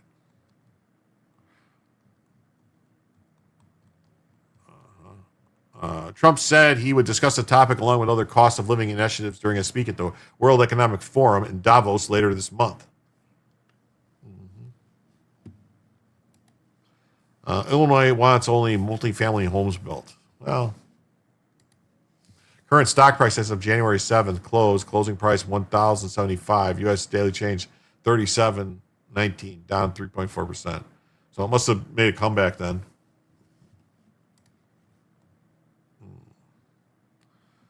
The U.S. president said last month he was planning to unveil some of the most aggressive housing reforms in American history. The cost of housing has soared in recent years due to the historic supply shortage after construction rates fell in the wake of the global financial crisis. A pandemic boom exacerbated the problem. As of August, S&P Schiller Composite Home Price Index had risen 68%. Oh, stocks. Yeah. What's up, Eastwood Farms? Great to see you. Both parties have been keen to show they take the housing problem seriously heading into November midterms. Shares of Blackstone, widely considered the nation's largest landlord, were off to the tune of 9.3%. Blackstone. Wow.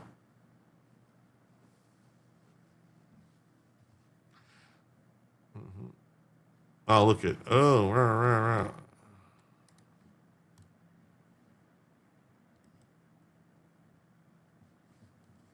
developing story. Stay tuned for more. Here's what it looks like.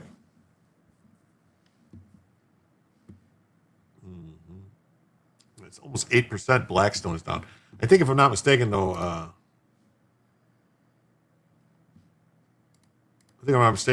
I think these guys all own each other, like Blackstone, BlackRock, and Vanguard. I think they all own pieces of each other.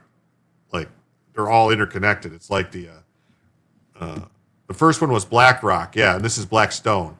So they're both doing the same thing with Vanguard and State Street, but they all own each other. Like, they all own chunks of each other. Each one owns chunks of each other. So it's like a weird conglomeration where it's basically one company, but it's four companies. I'm trying to think if this will put a wrench in the globalist plans for 15-minute smart cities. Anyone think it's connected? Maybe. It's possible. I mean, if people could afford houses and own them, why would anyone want to live in a 15-minute city? That doesn't make any sense. So this is news too. Trump vows to block stock dividends and buybacks for defense contractors until production surges. President Trump on Wednesday announced that he would attempt to block stock dividends and buybacks for defense contractors until the industry improved its production pace and offered more timely repair services. All the United States defense contractors and defense industry as a whole, beware. While we make the best military equipment in the world, no other country's even close, defense contractors are currently issuing massive dividends to their shareholders and massive stock buybacks at the expense and detriment of investing in plants and equipment. Yes, well, this will get interesting. Yes, it will. The situation is no longer be allowed or tolerated. Therefore, I will not permit stock dividends or buybacks for defense companies until such time as these problems are rectified. Likewise, for salaries and executive compensation, military equipment is not being made fast enough. It must be built now with the dividends, stock buybacks, or overcompensation for the executives rather than borrowing from financial institutions or getting the money from their government. Longer term, this is good for both executives and shareholders because it will be great for our country. Thank you for your attention to this matter.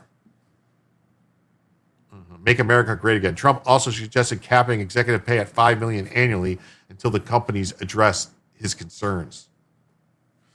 Now,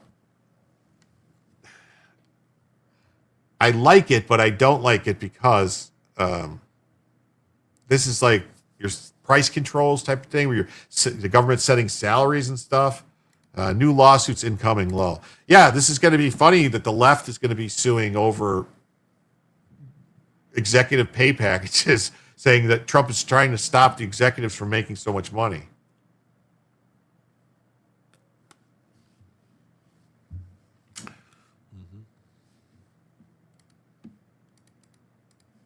Trump urges defense contractors to invest profits, says he'll ban buybacks and cap executive pay.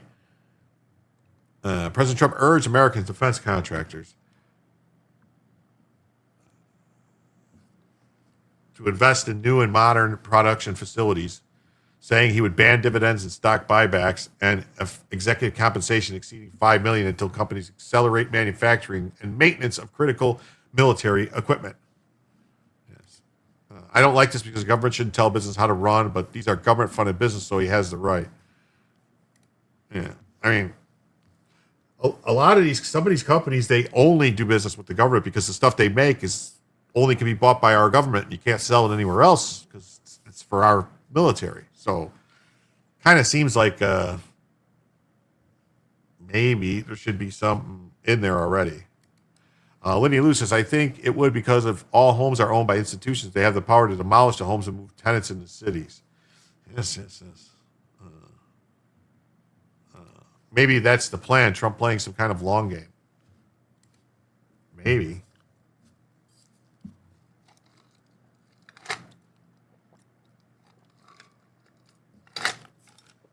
Yeah. Also, those defense contractors want to pocket those dividends. Yeah. Yes. SB Farmer says there's not a lot of customers looking for a nuclear-powered guided missile destroyer. That's what a DDGN is. In a Truth Social post, Trump called on defense industry leaders to redirect capital currently flowing to shareholders and executives towards building the production capacity needed to equip U.S. forces and allies more rapidly. Defense contractors are currently issuing massive stock dividends to their shareholders and massive stock buybacks. Oh, what's this? 8 dead, 8 shot, 2 dead, and a shooting at Salt Lake City, Utah, LDS Church. Uh-oh. That's not good. Do we know anything about it? I'll look in a second. The president praised American defense manufacturing as the best in the world. No other country's even close. Just added that, you got to do faster. We need more, better, faster. When we think about this, during World War II, we were turning out ships. Joe says he's got many things to do tomorrow. He's calling it here. Good night, all, and God bless. Well, the Mormon Mafia is slipping. Sad. It is. Yeah, bye. And I just realized, never mind. Trump criticized defense companies for delivering equipment too slow and failing to maintain it properly once sold. If it's another LGBTQ attack, yeah, that'll be a problem. It's not being made fast enough. We need it made fast, more, better, faster. I was going to say, during World War II, we were turning out like Liberty ships, wasn't it like in a month or something like that? The keel was laid and it was put to sea in like a month, I think. I think the Liberty ships were like a month. And they were doing like aircraft carriers in like 8-9 months from start to finish, just knocking them out. That was my concern at Christmas. You feel like a sitting duck in a church. Oh, Nick Shirley's a Mormon. Maybe this is a retaliation attack. You're right. You're right. He is a Mormon. Trump said executive compensation be capped at $5 million, a mere fraction of what they're making now until production speed improves. I think the cops might be Mormons. All right. Liberty Ships was that crazy Cajun who turned shipbuilding on its ear. America's truly under attack on all fronts.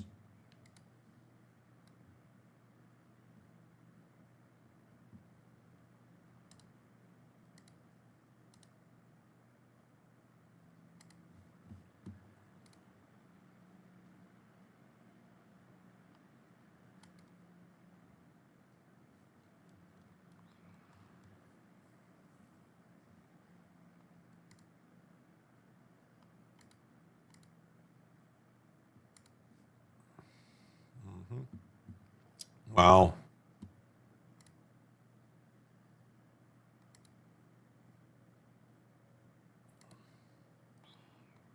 Wow.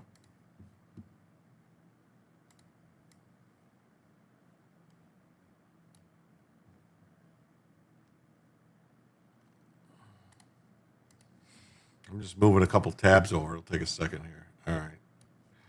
All right, so there's that. So they want to do this. A statement reiterated concerns Trump first raised in December 22 when he said he would meet with defense executives to force them to spend more on development instead of buybacks. Pete Hegseth touched on similar themes in November, rallying against what he characterized as a painfully slow defense procurement process in which weapons are often over budget, years late, and sometimes obsolete by the time they debut.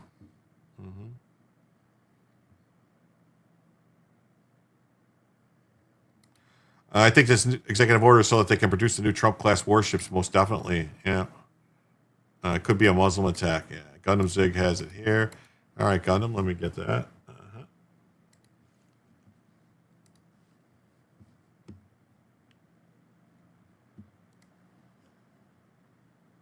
All right.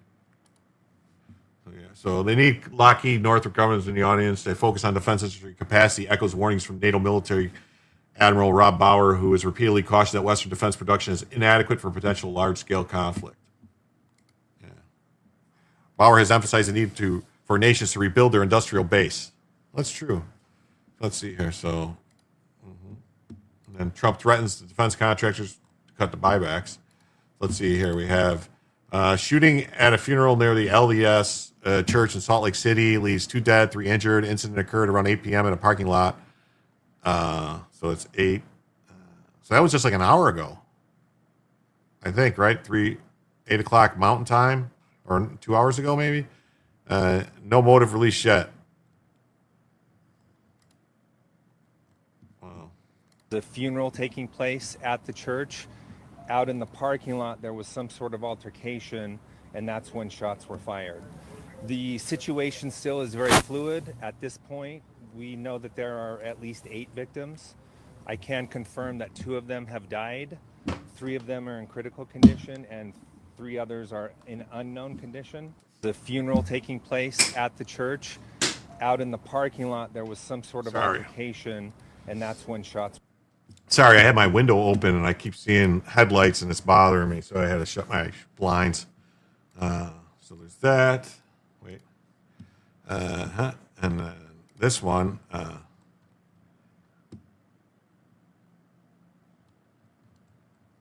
Police response to the shooting at LDS Church in Salt Lake City, Utah.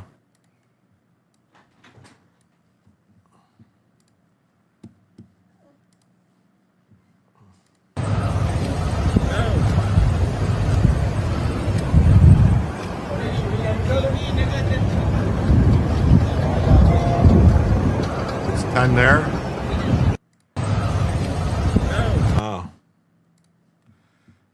That was why FDR was a mixed bag. Without him, we wouldn't have passed bills like the Two Oceans Navy Act, Without that, we wouldn't have had the funds and construction to infrastructure to build many. How many more are we going to take? 3 lanes of cop cars. Cue to lefty calls for gun control. Yeah.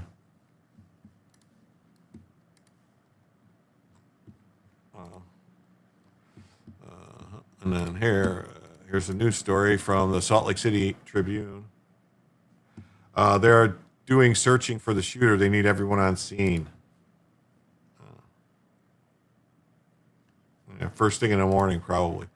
So 2 dead, 8 people shot after shooting. 2 dead, 8 people shot after shooting.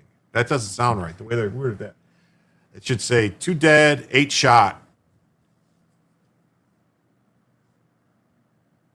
at Salt Lake City church funeral. Not so there was a shooting, and then after the shooting, 2 were dead and 8 people were shot after the shooting. That's a bad part of town. Okay.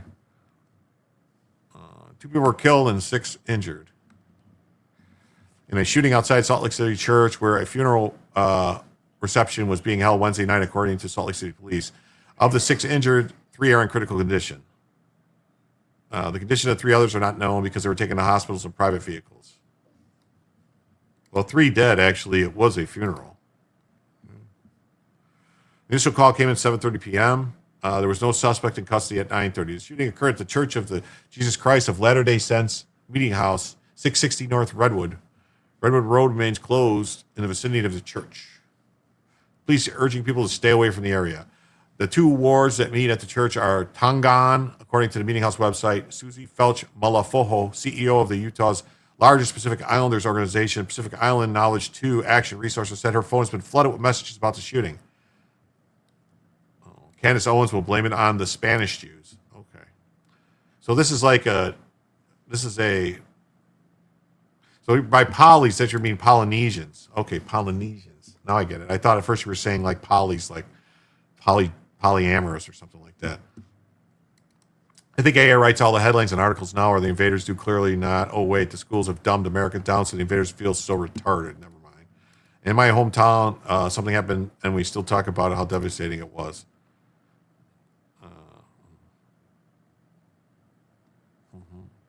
So they're showing the area. Many members of the Pacific Islander Latter-day Saints communities in the area were attending a funeral reception for an individual. Felch Malafoho said when the shooting occurred outside the church. Serves many Tongan congregants. What was that wrestler's name from Tonga? Was that Jimmy Superfly Snuka from the island of Tonga? Yeah, I thought polygamous, maybe.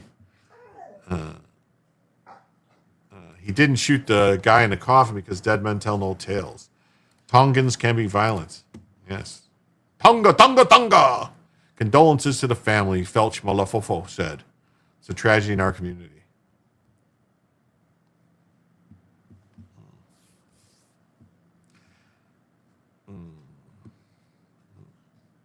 You don't mess with Tongans, Samoas. Snuka and the Tonga Kid. So I thought, Jimmy, Superfly, Snuka. There's an LDS cult offshoot there. Okay. I just found out a friend of mine's grandson got his dad's gun and did the same. He was 9. My heart is broken. Oh, my God. No.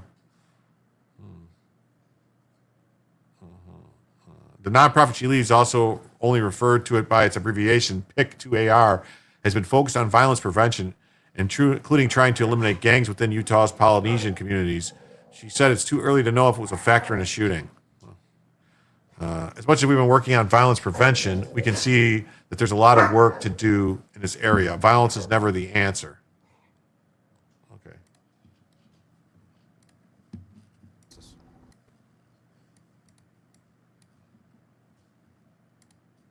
Into that right now with the video surveillance. As soon as we get video surveillance, that might.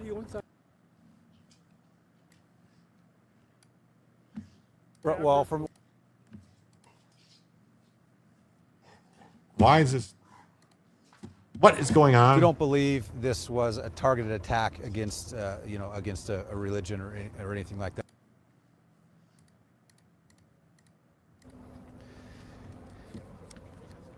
All right, we good? Yeah. Thank you all First, I want to say condolences to the victims lost in this incident and their families and those impacted by this incident tonight.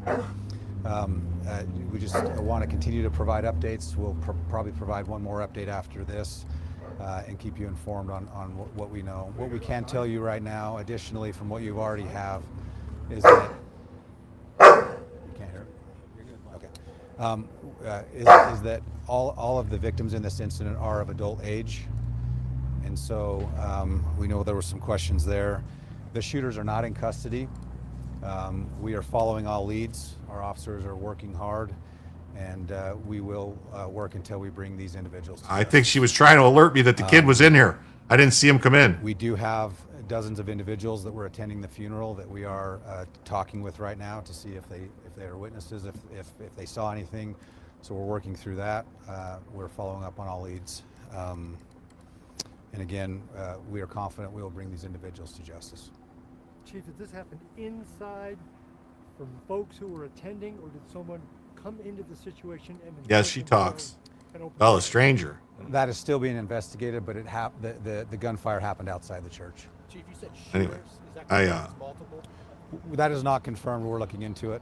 The singing was What do beautiful. you know about, as far as last we heard was there was a car you were looking for that went north on Redwood Road, is that correct? Yes. Have you heard anything further as far as traffic? We're continuing to investigate that. We're pulling video surveillance from the surrounding area to see if we can identify information there. We are getting a lot of leads coming in from the public, and again, we're confident that we will. You've got we'll bring license these. plate readers here on Redwood and on 7th. Is Yeah. that part of the video surveillance? Yeah, so we'll be looking into all of those things. Yes. We saw two gentlemen in handcuffs up the street. Can you tell us if that how that relates? So through this process, we have detained individuals. I don't know the current status of that right now. I don't have that number. Have the number of victims changed? Not since I think what Glenn gave you is where we're at right now. Chief, are your gang investigators here, and do you think this is gang connected somehow? It's probably too early to say it's gang related, but yes, our gang detectives are here, and we are definitely looking at that angle. How big is the scene? I mean, we got pushed back a little bit, and I know we got Chopper up there showing some things, but how big of a scene are we looking at here as far as looking at the shell casings and all of that? Yeah, I mean, most of the scene occurred just behind the church there, so that the immediate scene, and then of course we've got some area cordoned off. But Suspect in custody now. Extent of what we've Oh, looked at. no kids hurt. The Minnesota Department of Sewer Services quality Laring Center Nicolay is officially closed as of Tuesday. That's good. Talk about the valley-wide police response tonight. Well, first of all, I want to say thank you to those agencies who did respond. That's right. Thank you. Well, everybody, I think that's going to be it for this evening. I want to thank everybody who was here. We did get one extra hour in. I'm going to send everybody over to Joe because it seems like Bronca is on with Joe right now. I didn't even realize that. Bronca is on with Joe. So maybe go over there and listen to Bronca and Joe talk about the shootings and the different stuff and get a good explanation from an actual expert in self-defense. I'll see you all tomorrow, Thursday night. I think I'm streaming with Joe tomorrow. We're going to do like a stream tomorrow, so we'll get back together, do that. I want to thank everybody who was here. You don't get a Bella refund, no. No tie Bronca, yes, he has no tie on. So I'm going to send everybody over there. Have a great night. Come on back tomorrow for Jim to tell you the news.